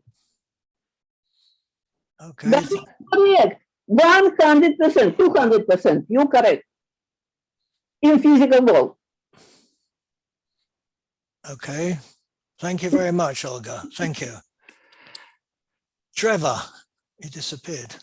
Trevor, your hand's there, but you've gone. Trevor? Yes, I see a hand, but not a Trevor. Okay, that follows with a not. Trevor, come back. Okay. Claudio. Okay, thank you. Yeah, I was thinking what Terry said earlier about a not and an is coexisting simultaneously. Physically, for example, in space-time itself, you can't have, like, say, a rainy day happening at a particular place at a particular time, and not a rainy day happening at the same time in the same physical space. That's correct. However, conceptually, it's possible, because you could have the concept, the notion of not rainy day happening at the same time as an empirical occurrence of actually a rainy day, something happening physically, like observationally within space-time, physical space-time. Don't forget the notion, the concept of a not rainy day is outside of space-time. So there's no conflict. And the same concept or logic can be applied to what Roland was describing, like fitting a pencil through a hole. You know, like he asked, how do we know a calculator is not a pencil and vice versa? Well, an adult mind can determine that a priori, right? Through let's say, a concept. He doesn't have to have a calculator in front of him to know that a calculator is not a pencil. However, a child, like his son, for example, I don't know how old he is, a child, let's say any child, would have to learn, let's say, a priori through observation, experiment. He'll try to fit the calculator through the pencil hole, and then he'll know that the calculator, he'll learn, because the child's brain is not fully developed, that it's not it's not a pencil, the calculator, right? But there's other ways too, because Ron, you asked the question behind everything that does happen, is there a possible parallel world of what does not happen? It's not a question. You actually confirmed that there are possible parallel worlds, right? No. So we can never mention parallel worlds. Never. No, I try not to, by the way.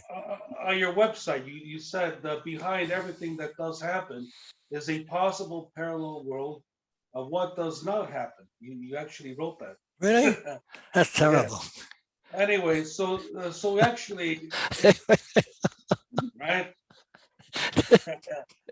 So I didn't mean it. So following that, well, I'm not going to let you off the hook so easily. Okay. So most physicists they do believe that in superposition that particles can be both in opposite states at the same time, different states, any particle, and you can have a live and a dead cat at the same time, both alive and dead. No. Well, No. I'm not Come on, talking about everybody come on, Claudio.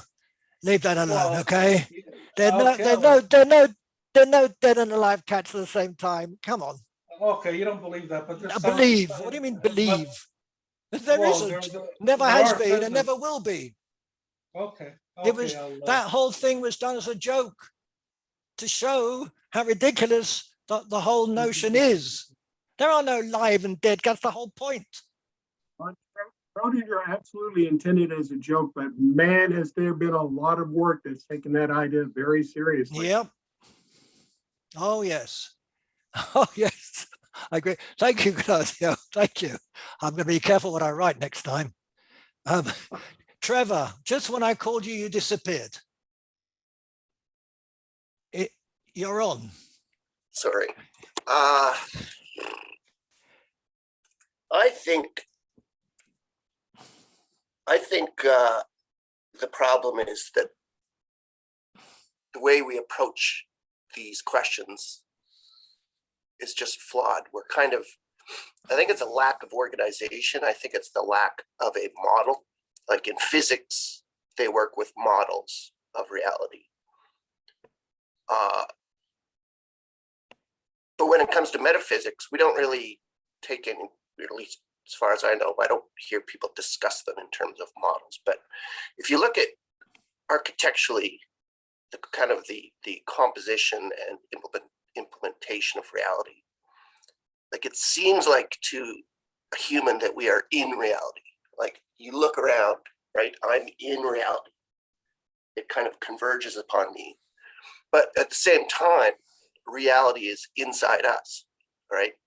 So there's the physical layer of reality, which is the planet Earth. Ron, of course, I'm not serious about this because we know there is no such thing as reality. But if for the sake of argument, if we assume there is something here that we're experiencing, you look out and there does seem to be some persistent matter around me, right? But I only have access to it by having line of sight to it, right? I have to pick it up with my senses. As soon as time passes, like I just saw a car drive down that road, that event exists, but as soon as it passes, it doesn't exist in physical reality anymore. It exists in metaphysical reality. And we tend to refer to this as our memory. And indeed, memory is involved, but as I'm reconstructing reality, what we call reality, it's not though. It's a physical it's a cognitive process, right? It's virtual reality. So I can like drive that car around other than it did. I can have, it towing people that didn't exist, but I can simply bring this into existence. And all of the past is virtual in this sense. We have some exceptions that we use to sync up people's virtual realities, like media and video and audio. But even with video and audio, we have some record of there's some ontological depth there. But what we don't realize is that the mind, we can use a video to lock onto an event that gives us confidence. Like if you take, for example, footage from Ukraine, we see some footage, we're convinced that it's a real video, and then we infer all of these other details, these stories that are attached to the video. So we'll show a video and then there's this huge narrative, and this is how you sync up all of the people on the planet to kind of a shared illusion of reality. And they insist very emotionally strongly that this reality exists and it's real and it's true. But all you have to, if you just draw out the architecture of what's going on, I propose that a lot of these, like when we say something is that like it's my opinion that it is, or it physically is? But if it occurred in the past, it no longer is. So is doesn't mean, like, technically it doesn't mean what we're literally saying, and so on and so forth. So what's my point? My point is all you have to do is listen to people discussing a reality, kind of looking at it through this framework, which I have not fleshed out very well because it's very complicated. But it's in fact, it's a collective hallucination at all times. All of conceptual reality, non-physical here and now that I can directly interface with to some degree via my senses. And we do kind of know this. The notion comes up in philosophy and this and that. It sometimes comes up, but we don't take it seriously because, well, I don't know. It's a good question why we don't take it seriously. So, but I propose that if we had a model that was really well thought out and challenged and refined, just like the standard theory in physics, you know, this is the collective output of thousands of great minds doing their very best work.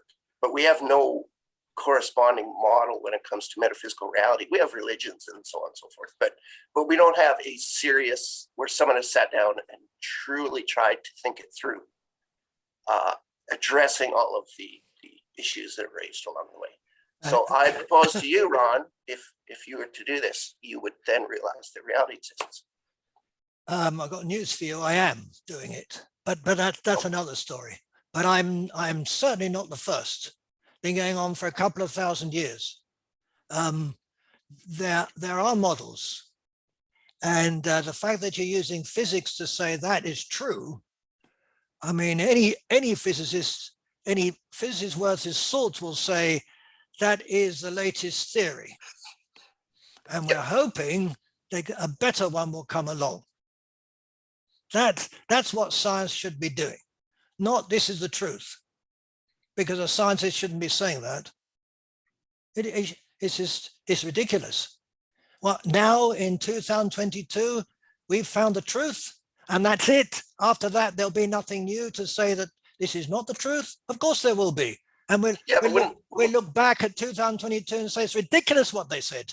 Ridiculous. When we send a explorer off into the universe to go land on Venus or something, do you ever hear the scientists saying, we don't really know if Venus is there, but we're going to try and land this ship on there. No idea if it's on there. No. They have no. Scientists have knowledge that will get them to wherever they want to get to, but they fail again and again and again. They fail because the knowledge was not knowledge. It was approximate. Sometimes they succeed. Many times rockets blow up with the same knowledge. Something's wrong somewhere. Nobody's got perfect knowledge, including physicists. So then if you're building a model, you have to accommodate this complexity. Then simply make epistemology, the epistemological status of any given idea, probabilistic. I'm with you. Because then you acknowledge uncertainty. I'm with you 100% on that. There is no 100%. I'm with you roughly 100% on that. Okay. I mean, yes, I agree with. But to say that you can build a model which is the model of models, and this is the truth with a capital T. You don't have to say it's the truth, though. You may choose to do that, but I will. No, that's fair enough. Everybody's got their T's, their small truths. And that's how we get along. As James said, we all think, yeah, we get along, it's fine. We know what we're going to do. We know what the future is. No problem. Know what time is. No, we don't. We don't. But hang on. But that's why we're here on every first Sunday of the month, is to drive each other crazy, right? In order to find something that we can latch onto, and then think about it again, and come back next month and say, hang on, we might have been right, we might have been wrong. We all think differently. We're all, I nearly said we're all individuals, but that's from another film. But the point is that none of us, not one of us thinks the same as anybody else at this discussion, not in any way. Roughly, yes, because that approximate way that we think is how we get on and how we can talk to each other. But it's only approximate, and the point is, it is approximate because we all think differently, and our memories are different. The same could be said of physical reality if we rewind 100, 200 years. But now, because we took certain actions, now we're wiser. Because we went through the hard work of discovering the nature, now you do have extremely high similar beliefs when it comes to a portion of reality, physical reality, physics, so on and so forth. Some people still disagree. However, we have not gone through those steps with metaphysical reality. This is my point. We haven't tried to. We have tried, and we are trying, and people have been trying for a long time, and the models are there. They're not. They must probably not correct, just like physical models are not correct. Okay, so what can you point to a model that has as a fundamental basis of it? Of course. That reality is purely imagined, other than the physical aspect of it. And then they flesh out a model that describes everything that can be derived. Every model is a personal work. It's a work in process. Nobody's yet worked out the model of models. There's no theory of everything, and they're working on it. They'll never get to the theory of everything, because that would be at the end of mankind. People need to be curious and to keep on working. Imagine we knew everything. First of all, there'd be no first Sunday of the month meetings, because we would all know it, right? So there'd be nothing to talk about. But we don't know. That's why we're here. And all of us think we know. You can use abstraction to get around these very real problems. I agree. That's what we're doing. But you think that somewhere at the end of the line, there's something that we're going to get to, and there isn't, and there can't be, and there won't be. It can't be. No, but you can have a model that is, all models are wrong, some are useful. You can develop, it is possible within, we are not constrained by the laws of physics from developing more sophisticated, more useful models. We choose not to, or we choose, there's the absence of choosing to do it, I guess. We are constrained by being human. Of course, but that's my point, but we have the ability to realize we're human and have these constraints, and then we can, assuming there's such thing as free will, we can react accordingly and transcend our kind of innate abilities. You're assuming there's free will. It's plausible. Is it? Roland doesn't think so. I don't think so. But there's no proof either way. So what, really? You have to consider it a possibility. Ask Roland what he thinks of free will. Go on.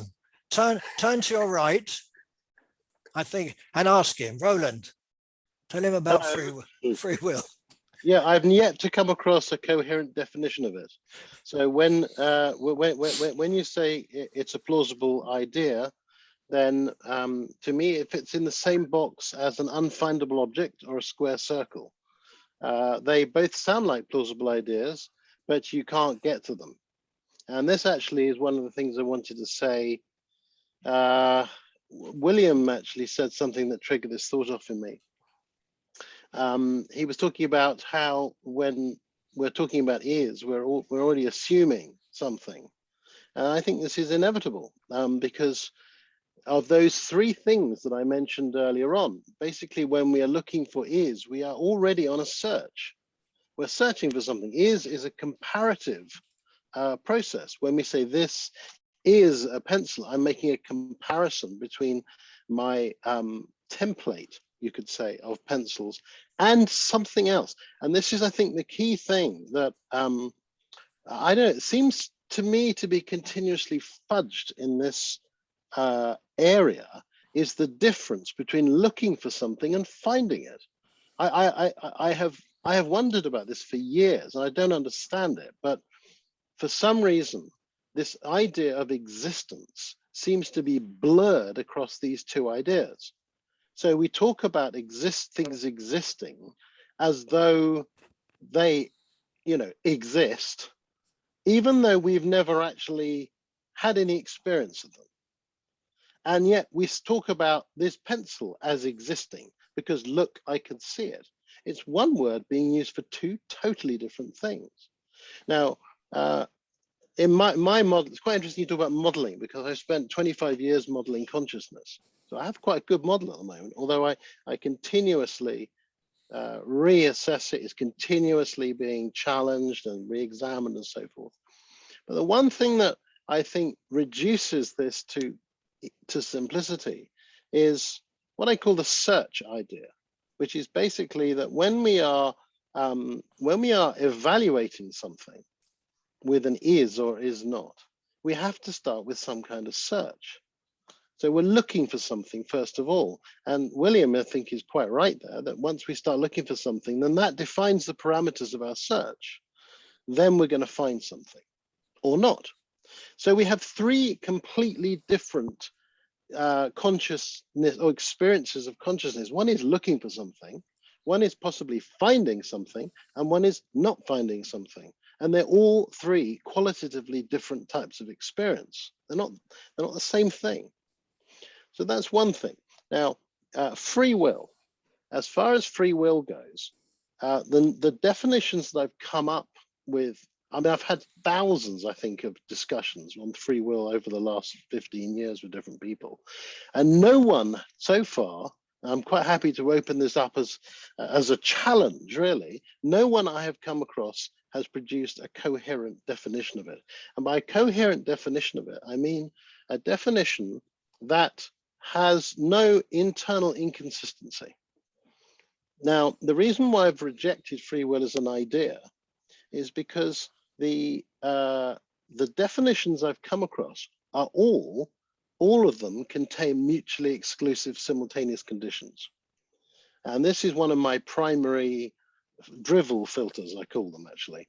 So when I come across an idea, a search basically, which contains within it conditions which require an event to happen and not happen at the same time, I assume that the search is fruitless because it can never happen.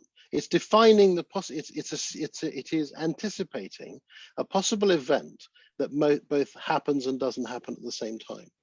Like, for example, looking for an unfindable object. Do I look for an unfindable object? I find an object. Well, it can't be the object I'm looking for because I found it. So before I've even started looking, I know I can never find it. And therefore, it does, although I can imagine the conditions, and so that if you talk about, if my imagination of those conditions constitutes existence, then I can say unfindable objects exist. If, however, I'm referring to the point, the event that is predicted by that search and the happening of the event, like I can say, where is my pencil? Oh, it's here. That point where I go, it's here, is if I cannot get to that point ever logically because of the terms I'm looking for, then that does not exist then, does it? Do you see what I mean? Are you saying your pencil is not in your hand? Is that what you're telling me? No. What I'm saying is there is a fundamental difference between the criteria that we're looking for and the something that causes those criteria to be satisfied. So right now, okay, here is my pencil. I'm looking at it. I can say I'm holding my pencil. I'm going to put it over here now. I can't see that pencil. Okay. Does that pencil exist? Well, most people will say, of course it does. You can just look for it and you'll find it. And I will look for it and I find it here. Okay. But is there qualitatively different? Is there a qualitatively different experience between me going, here is my pencil, it exists, and my pencil exists? At the moment, I can't see it. I will only get that experience of, yes, here it is, in the future by looking for it. Sure. Right now, but I mean, it's is right this complex? Here. Pardon? This is, to me, these are minor details. I mean, it's not minor. A comprehensive model. The key thing about it is the difference between looking for something and finding it. And what I'm hearing a lot of in these types of discussions is no difference being made between the two. The two are conflated. There's a difference. So that we can talk about things that we cannot experience as though they exist. Right. And at the same time, we can talk about things we do experience as though they exist. What are we talking about? What is the precise event we're talking about? Fundamentally, we are talking about a model of reality that exists in our subconscious mind, but we think we're talking about physical reality. Well, I don't think that anyway, but that may be what you So think. then where does, and I don't think we're modeling. Is the brain a receiver of an external consciousness then? I don't think we're modeling reality either. I think we model consciousness because I don't really think we've got anything else to model. Oh, well, my method of modeling basically is on the idea of a self-organizing system moving through time. So I don't model outside and inside. I model now and the past and the future. So I'm modeling time basically, because I can never get to it. Past and future is yeah, well, so make sure you know what you're modeling. You're modeling. It's to do with anticipation. A model which is flawed right from its very inception because it's derived from your senses, which we know are pretty crappy. No, so it's your not model is flawed. immediately wrong. And then you're doing kind of a conscious modeling of that. So it's wrongness on top of wrongness. No, it can't be wrong. In the process, you are insisting that things are necessarily true that you have no way of knowing are true. So it's like flaws on top of flaws. This can be comedy. The only way you can build a model is by differentiating between parts. The only way you can differentiate between parts is by being conscious of differentiation. Therefore, there is no possible way of building a model otherwise than by experiencing different aspects of consciousness, full stop. I can find no other way of doing it. If someone else can show me some other way that it's possible to do, why can't you acquire knowledge of experiences from other people? Thereby, I can include in my model things that I did not personally experience. Well, of course you can do that, but they constitute. But didn't you just say I can't? Didn't you just finish saying that I cannot do that? No, because those are in your consciousness. They become experiments, don't they? No, but I it's haven't a bit like learning. them. It's a bit like learning an instrument. If I wanted to learn an instrument, I go to an instructor, and the instructor says, "Have a go at this because it might work," and then I can put it into practice. Okay, but you have it doesn't mean that I can play the instrument like the instructor. Being correct. So when you say I cannot acquire knowledge of something I didn't experience, that is incorrect because I can get. I didn't say that. Beliefs or knowledge from someone else, and I can have them put it into my model, and then I have some possession of something, some beliefs or knowledge, even though I did not personally experience it. Hang on, folks. I have achieved what you said is physically impossible. Hello. Okay. 1 second. Right? So you have to be very critical of your own thinking, and the mind does not like that. Trust me, I am. Hang on, if folks. You weren't, would you know? Okay, right. Very nice. We're going to carry on soon. 1 minute. 1 second. Morris has been waiting for a long time, like 3 months. Morris. Probably longer, actually. Yes. But, all right. I just want to share some thoughts.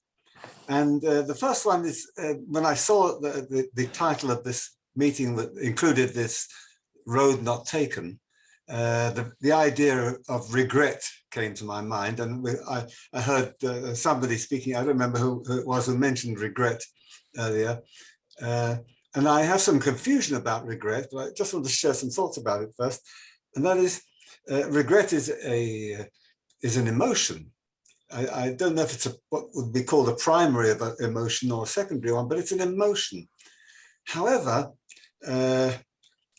we all, I suppose most of us remember Edith Piaf, the French singer who sang a song about not regretting anything in her life. despite the fact that she had an awful lot of things that she really ought to be regretting. She did some very stupid things in her life. But I'm sharing a thought. I had a conversation today with somebody in my work, somebody who said to me, I have this melanoma in my forehead, and I've had it, I had surgery, and they're now telling me that I've got to have more surgery and it's much more serious. And she said, I noticed the melanoma, what turned out to be a melanoma, over a year ago. And I didn't go to a skin doctor. I should have gone to the skin doctor. Then maybe it would have all been much better if I had. And she said, I regret so much that I didn't pay attention to this thing that I could see on my forehead. And she was expressing regret. And I'm sure we all feel these things, this regret. And what I said to her was, just imagine that you took the road not taken. That is, you're back there a year ago when you first noticed this thing, and you said to yourself, I'm going to make an appointment now with the skin doctor. And you made the appointment, and off you went to the skin doctor, and on the way you had a head-on collision in your car and you were killed. Is that the road that you should have taken? What I was trying to say to her was, you've got enough troubles with your melanoma, you don't also have to suffer from regret. We torture ourselves with regret over things, or at least some of us do, over things that we should have done or could have done or shouldn't have done, perhaps. And the idea that there is a road that we could have taken is so false, so impossible, that we really shouldn't be torturing ourselves. On the other hand, it is an emotion. And if it's an emotion, it must be built into us somewhere. So I don't really understand why we have this emotion. We shouldn't suffer from it at all, really. The other thing I wanted to say was if I think about, let's say, my father, I can see him in my mind's eye. I can hear his voice. Now, he's been dead for about 40 years. If he were merely living somewhere else and I couldn't see him, but he was still alive, my hearing his voice and my seeing him in my mind's eye would be the same. The fact is that he died, and he isn't there to be seen or heard. What I mean is, what I'm trying to say about this is that here's an example of something which no longer exists. He doesn't exist. But my perception of him, my memory, the concept I have in my mind of father is as real today as if he were still alive, but just not in my vision. I'm not in. I can't actually walk up to him and say something to him. So this is something which doesn't exist, but for me exists in the same way that it always did. I see from your puzzled expression, Ron, you don't know what I'm talking about. No, actually, I do. I just don't agree. But my puzzled expression is disagreement. No, I understand exactly what you're saying, but I didn't want to. It's a sensitive point. The point I want to make is something different. It's okay. All right, that's all I wanted to say. Thank you very much. What I did want to say, and it's difficult for me to say it, is that I agree that it exists, but the existence is not the same. Your perception is not the same, cannot be the same after 40 years. It cannot be. You've lived through a life and you've done all sorts of things, and your memory of your father must have changed in some way, even if you don't realize it. Just because of time. But I understand the part of the existence. I agree with that. Would that be true if I was talking about somebody who died only this morning, and I don't usually see them more than once a week? They died this morning. How much do they not exist already? They will always exist if you think about them, but the existence will change over time. Time changes. I mean, it just changes. We don't even realize it. I mean, you look at a photo of somebody, and if you know what happened to them afterwards, the photo that you're looking at will be covered by you knowing what happened to them. And if I look at the same photo, I won't see the person in the same way as you do, only because you know what happened. You can see into the future from that. Well, so let me extend it further and say, I know that a certain friend exists. And then, having said that, I later discover that actually he had died before I said it. Does that change what I said? I said, I know he exists. And at that moment, for me, he existed. The fact was, he had died previously, and I didn't know. Well, you used the naughty word fact. Yeah. Yes, okay. Right.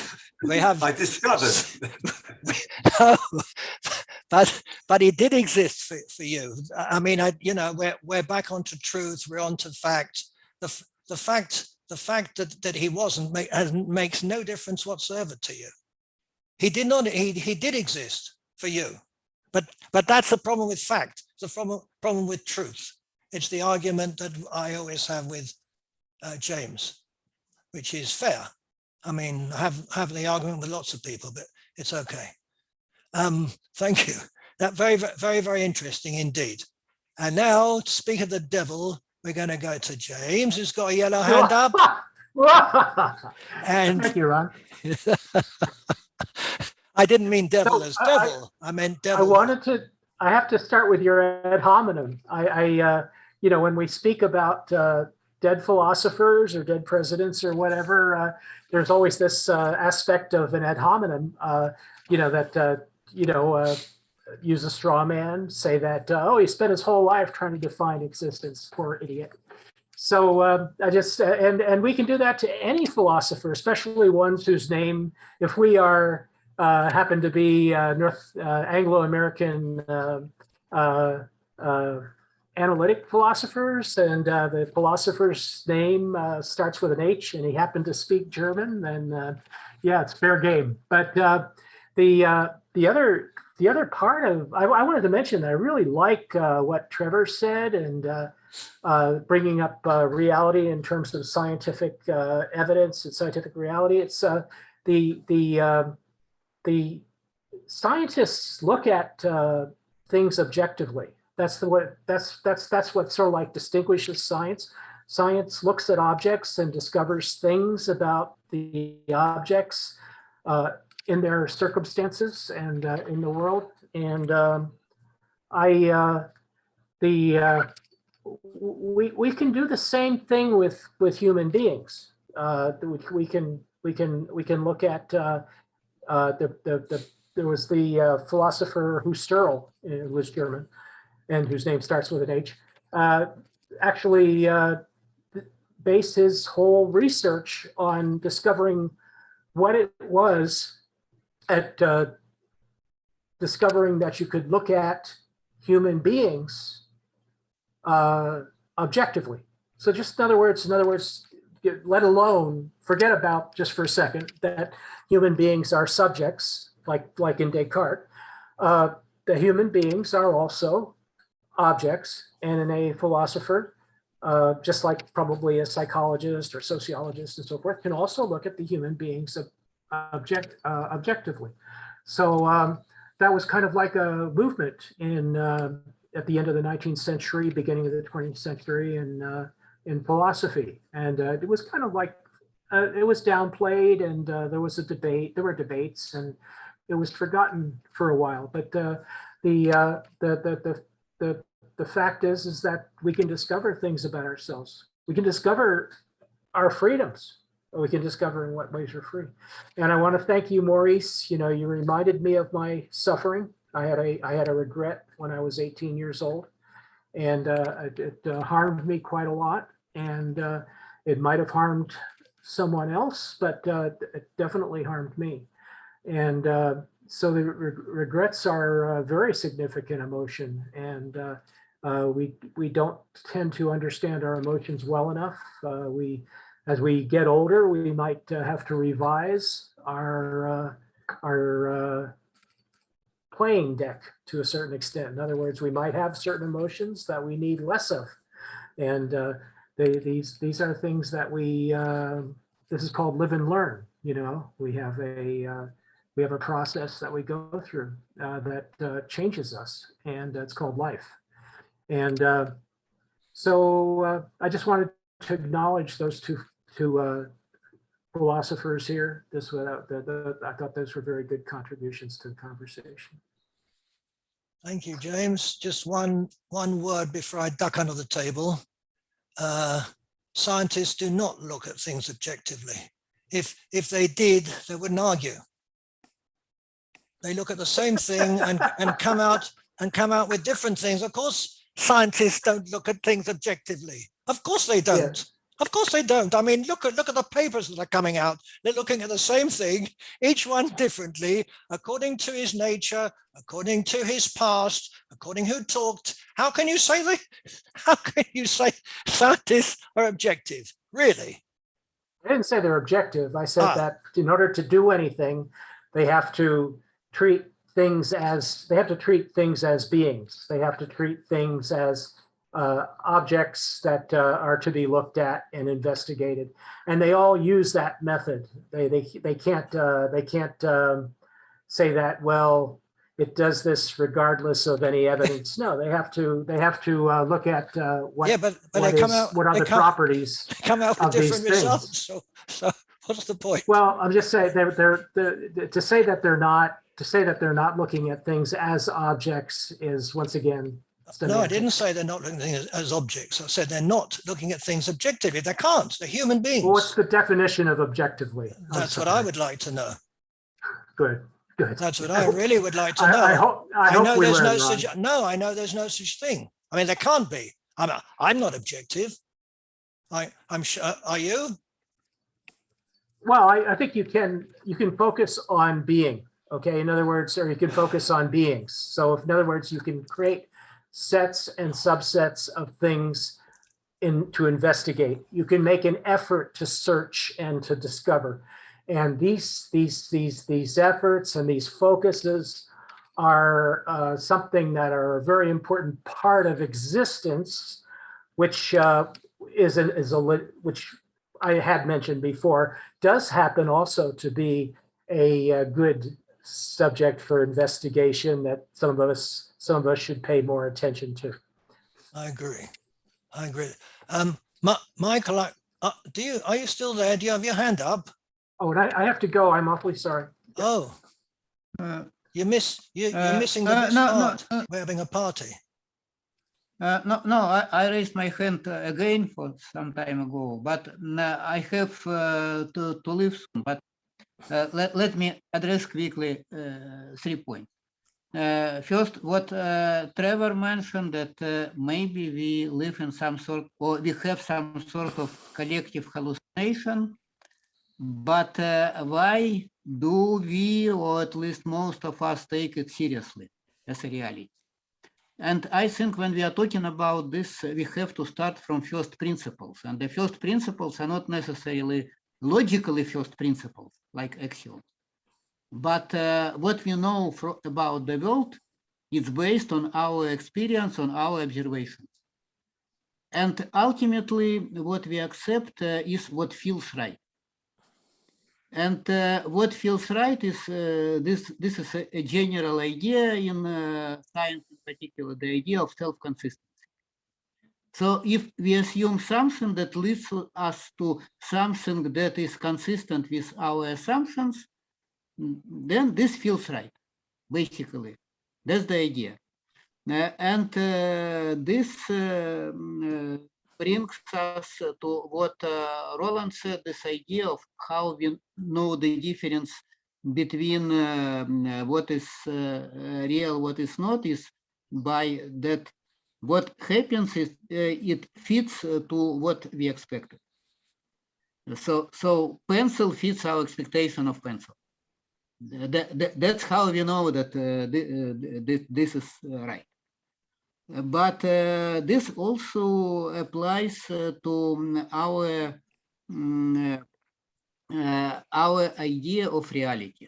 So if I assume that you guys are real, and based on this assumption, I'm trying to communicate with you, and this communication feeds back in my expectations that even if I disagree with you, at least what you're talking about makes sense. So we share something. We all know about Harry Potter, right?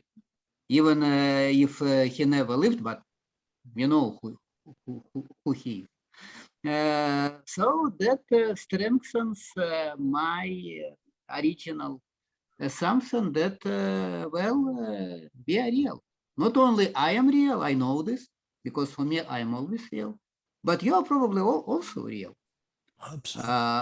And the same is related to physical reality, what we know from physics or psychological reality. And again, I don't need to repeat every time that this is based on my assumptions. So it's enough to say it once. But then if we start from these assumptions, then we can have some, at least somewhat productive and interesting discussions. And that provides a post factum justification for these assumptions, not a proof, but a justification. And now my another point was about why it is so difficult to us to assume that if there is something, then something opposite to it is not. So they are mutually exclusive. And this is so persistent. And I think, again, based on what I know from physics, that most systems have some stable states. And transitions between these states, they happen. We can observe them if we are careful. But mostly what we see is are the stable systems that exist in one state or not in another state. And this could be a psychological reason for us to think in these dichotomic terms, either true or false, either white or black, either exists or does not exist. But we should not take these dichotomies or should not take them literally. So they reflect some sort of reality that we learned. But if we learn more, if we learn about possible transitions between these states, if we learn about some intermediate states, then we can get more comfortable with considering all these intermediate states, and maybe there is something between true and false. There is something between existence and not existence, so between waves and particles and so on. But only if we learn about this something, we can accept that the reality is not just black and white. Although originally it felt right to think that it was black and white, but not necessarily true. And I also agree with Olga that the roads that are not taken, they are actually taken. And this is also related to the notion of time. So there is this, there are several conflicting notions of time, and that's why I think that we are not even close to understanding the true nature of time. But one notion is, this Eddington's arrow of entropy. But another notion is related to evolution. So it's this natural selection. And it's not only selection between different organisms, but it's also selection between different states of the same system. And there is this notion, even in quantum theory now, known as quantum Darwinism, that what we observe as a single state of a system, it's a result of self-consistency achieved through selection of or exploring multiple states, multiple possibilities. This implies another notion of time. The time is an emergent, sort of emergent reality.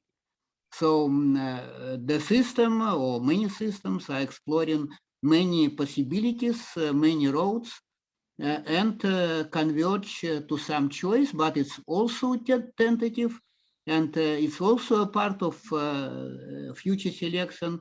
And this is how the systems are evolving. And or I can refer to this Feynman's integration of the histories in quantum mechanics, and in physics there are many manifestations of this idea.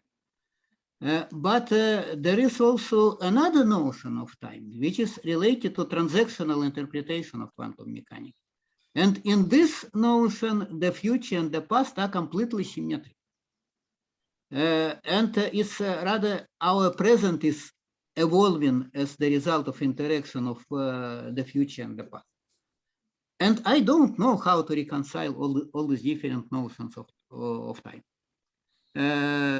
So let me stop here, but I think that I guess the bottom line that to me it's not all black and white. And if we are talking about the roads not taken, we also have to consider the possibility that many roads are taken before we choose one road, or before someone else or something else chooses one road. And even this choice can be not the ultimate choice. It can be a part of something bigger that we just don't see it. Yeah, thank you. Thank you very much, Michael. Terry. Quick notes. Vika, first, good to see you again. I think you popped up later in the thing, so it's good to see you here. Debbie, you need to talk more. You haven't talked in months. No, she did. She did. You were away. You missed it. I missed it. I'm sorry on that. So I always see you, but I missed hearing from you for a long time. Maurice, thank you. Trevor, I would suggest to you that artificial intelligence is the experimental front of philosophy. This is a talk I've had with Ron Green sometimes, and it's kind of an interesting way to think about it, because in artificial intelligence, some of these ideas we're talking about are not abstractions. There are things that have to actually be decided on, put into a computer, and see if the computer goes crazy or if it does something useful. So it is surprising how many of the issues, such as the whole thing about worlds, do they exist, do they not exist? Those are issues you have to do. Tracking up possible futures that you don't know will happen but might happen is, oh gosh, people put their entire careers into doing things like that. So I think there's an interesting relationship between artificial intelligence and philosophy, because sometimes the statements we make, you actually can test those a little bit. So there's a model that kind of emerges from that. Is it even controversial that the mind is a neural network, essentially? Well, the mind is a neural network. I mean, it's not exactly the same, but essentially. Yeah, neural networks are, unfortunately, they call it deep learning, and it's kind of nonsensical, because the big problem with neural nets is they're only perceptions. They were called perceptrons. That was even the name of them when they first were created, gosh, decades ago. They don't understand any of the issues we're talking about. They just allow you to take raw data and make them assertions that these are data, they're things that are of interest. So we see cats on the internet, and I remember, I remember some of the same researchers I was going to meet on a meeting that day. They were talking about NPR, about how they suddenly could see cats on the internet. And there's the same work they were doing with neural nets that they've been doing for a long time.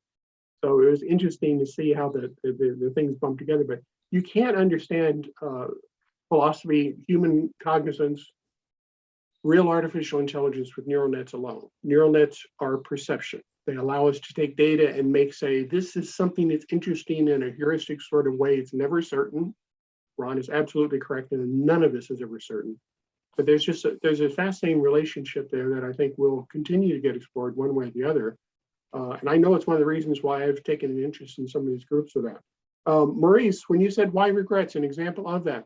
In an artificial intelligence system, regret is where you flag the system for a post-mortem analysis so that you can go over in detail and figure out how not to do it again.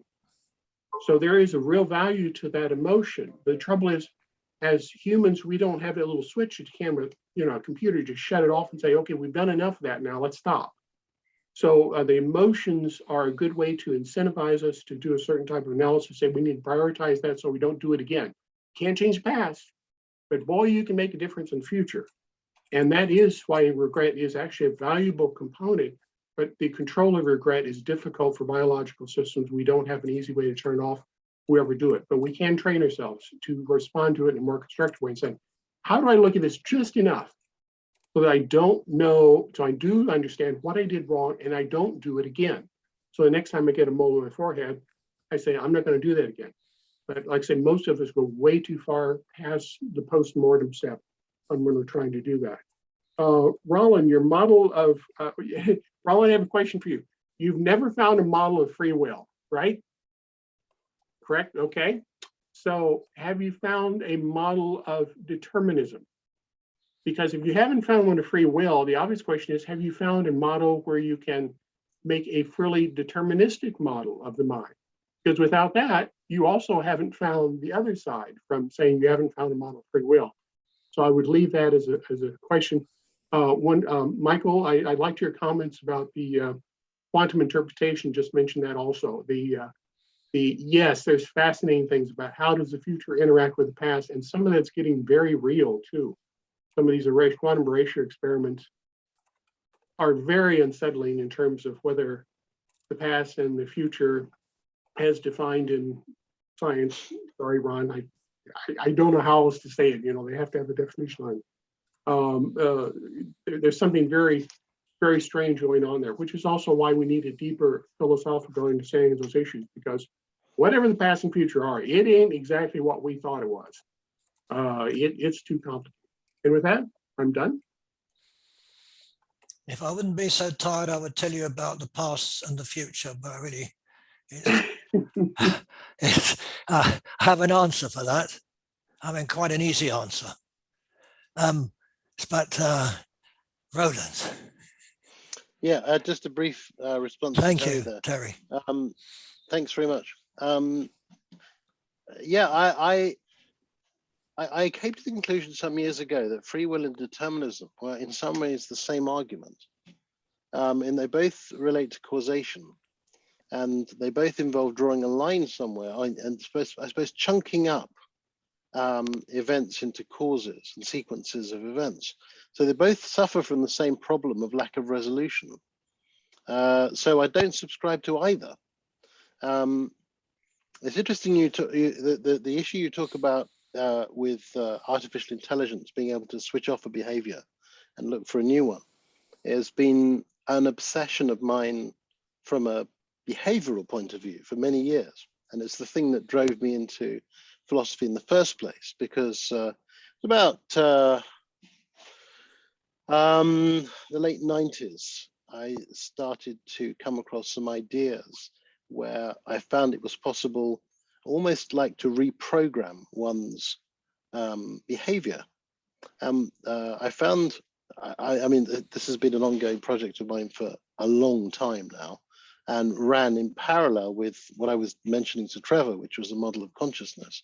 So the two, to me, they work together. My work on modeling consciousness is instantly applied in what I do. So I experiment and model at the same time. And so anything that doesn't work gets thrown away.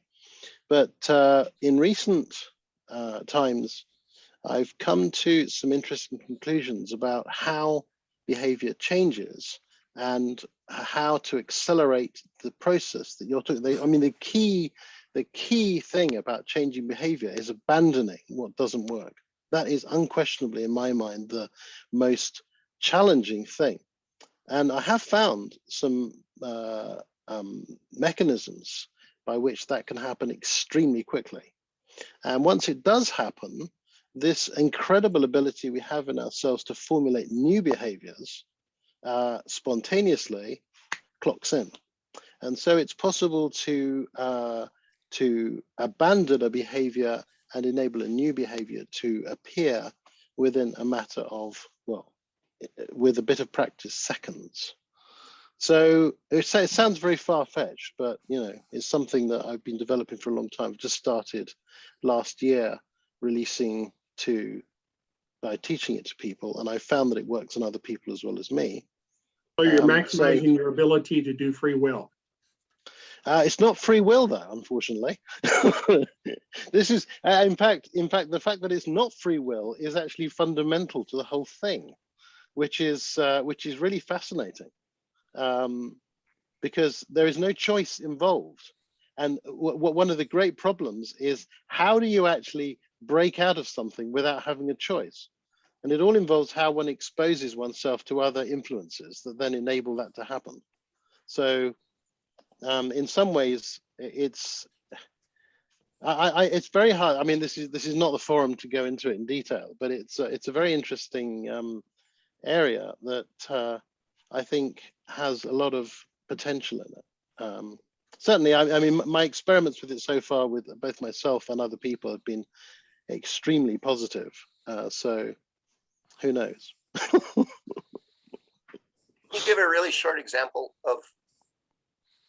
Yeah, certainly. I was teaching my son Jasper this morning how to play the whistle, the Irish whistle, you know, the tin whistle. And I was showing him how to, because he was having a problem in shifting from one position to another, basically two hand positions to make a fluid transition between notes. This is something I've explored extensively with instruments over the last, I suppose, 10 years, 15 years. So basically, I was showing him how to do that. And, you know, 1 minute he can't make that transition. A minute later, he can. It's really that fast. Yeah, I mean, in the course of practicing an instrument, for example, a piece on an instrument, I would probably be using this methodology dozens of times in, say, an hour, well, a couple of hours maybe, because every point I come to an obstacle, my inference is that I'm using the wrong behavior. So I abandon that behavior and allow a new behavior to appear.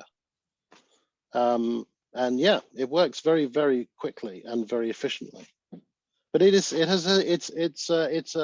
area I only started out putting it to people last year, early last year. And I've been working with people with behavioral issues, with emotional issues, with physical challenges, simply people learning new skills. Because my whole entry into this area was in skill learning. So what I was interested in was how it was possible to accelerate the process of learning skill. And so I've kind of accidentally ended up in this area through my experiments in that. Do you apply it to beliefs? Have you worked with changing people's beliefs? Yes. As far as I can see, there is no limit to it because it relates to the way in which we behave. So it covers everything. I've used it in relation to thinking processes, you know, when you're stuck thinking, writing, art, movement extensively. I used it for some time when I was teaching martial arts. I've used it for practical skills like woodworking, blacksmithing. I'm a boat builder and a blacksmith, music, everything. Basically, I've been a sort of serial skill learner for the last 20 years, practicing these ideas. Because you have not defined, or I didn't hear you define what it is, I just keep getting this image of an electric cattle prod that you've wired up to yourself. Is it possible to have a one-sentence definition of what it is? Okay, but basically the concepts behind it relate to feedback. My premise is that we carry on a behavior because or our behavior that doesn't work because we haven't received the right type of feedback. And so my process uses a method of identifying the type of feedback that is most likely to enable the body to abandon that behavior. There's no reason for us to abandon a behavior unless we get feedback that it doesn't work. But the feedback that the body uses is so sophisticated, it's way past intellectualizing. I mean, I don't think I'd need to tell you that, Terry, because you must know from your work in AI that feedback processes for the simplest thing are unbelievably complicated. And the processes working in the body, even to like stand up, beyond comprehension. So it's not possible to analyze the feedback. It simply has to be wired up.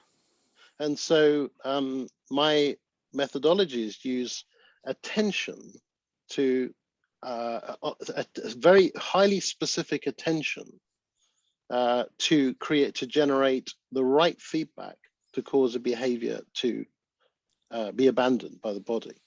So it's basically tapping into the essence of what I call intelligence, which is the ability to adapt, to change by highly efficient feedback loops. I mean, as I said, it's not really practicable to explain how that works here. It's not really the right sort of place, I don't think. But the concept is probably quite straightforward to understand. It's just how it's applied that's quite interesting. Terry, would this not be essentially training a neural network? Where the training is, the implementation of the training is very complicated and beyond the scope of this meetup. But is that not essentially what's happening? I would make a suggestion. Ronald's talking about something different because you mentioned attention. Attentional mechanisms are actually an area of hot research, and they're actually quite different from neural. In fact, if anything, I would say they're almost kind of in the other direction. Neural has been the model for, gosh, a long time now, and people are starting to. What's that? I think attention or intention. Attentional. Paying attention is actually a difficult thing to do in a computer, and I was intrigued by the fact that Roland mentioned that because it fits in with what I'm presuming on Roland here, but and I'm sure you're familiar with some of that research, Roland. But attentional mechanisms are certainly an important issue for getting artificial intelligence up to a new level. Yeah, and also a hard one, a difficult one. Yeah, attention is absolutely at the middle of, it's right in the center, because attention is feedback. It is the I mean, one of the ways because I'm trying to teach my children as well, it's quite hard to communicate these ideas to young people, but my boy Jasper is, say, 7. And so I have to use all sorts of metaphors with him to, like, for example, I use the idea of crocodile clips, because it's this idea of locking onto something and not letting go. But there are many of those sort of things one can use, but basically it is the sustaining of attention in a particular highly precise way that creates rapid change. And it is the skill basically is sustaining attention and finding exactly where to sustain it.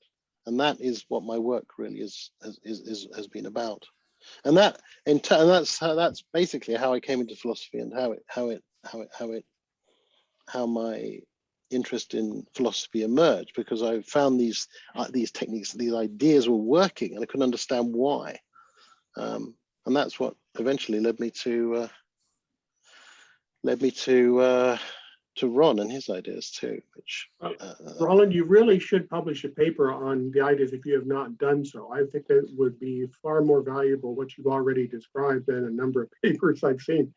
So if you haven't considered that, please think about that, possibly for an AI journal. But the description of attentional mechanisms, I think you could probably get that published pretty easily. Interesting. Yeah, I mean, I have written a great deal about it, but not in a publishable form at the moment. But you know, I kind of feel that we've sort of possibly sidetracked from the topic of this. Yes, just a bit. We've been at it for 3 hours. You shouldn't have asked me about free will, Ron. We're going to wind this up in a second. Claudio, did you want to say something? Yeah, regarding scientists, right? Yes, at least the scientists, they try to be objective. You know, they have to follow the scientific method, right? And that keeps like biases and subjectivity at a minimum. You could have biases if they have a starting point where it could affect their work, whether they have conservative or liberal leanings or religious or hardcore, let's say hard physicalists, that can impact their work too. But not only should we be indebted to philosophers, they contribute a lot to society, right? There's a long list of them, but scientists as well, because they came up with very important discoveries, inventions like vaccines that got rid of, let's say, smallpox, right? So the theories, the scientific theories that those vaccines were based on, and let's say the scientific theories, let's say that computers are based on, computers actually work, right? So there has the fact that these things work, computers and vaccines and other stuff, does strongly suggest that those scientific theories that they were based on, right? They have some truth to it, right? Objective truth and facts, right? Like, for example, computers, the theories that they were based on, let's say, logic, electricity, mechanics, there has to be some truth because the fact computers works. And artificial intelligence too, right? They're based on theories, scientific theories. And if you can get them to work, then also, but regarding free will, Ron and Roland, you both believe that we have no free will. Assuming that's true, then how does moral responsibility fit in? Are they compatible? Can they coexist? If there's no free will, that assumes that there were no other choices, alternatives to the action it would take. We don't need to like the theory. We actually don't need to like it. And it doesn't mean it does not present problems. It has nothing to do with the theory itself. If there's no free will, there's no free will. And whatever problems it causes, that is problematic. But it has nothing to do with the fact that if there's no free will, there just isn't. And if it's got moral problems, then it has, and we have to deal with them. We have to worry about them. But it doesn't mean that we've got free will just because we've got problems from it, right? I'm always interested in people who say, yeah, but that causes problems. Okay, yes, I know, causes problems. There are lots of problems. And we have to, with some things we have to live with, right? So I do thank you very, very much for this. I'm going to leave you with one tiny thought, something I just saw the other day.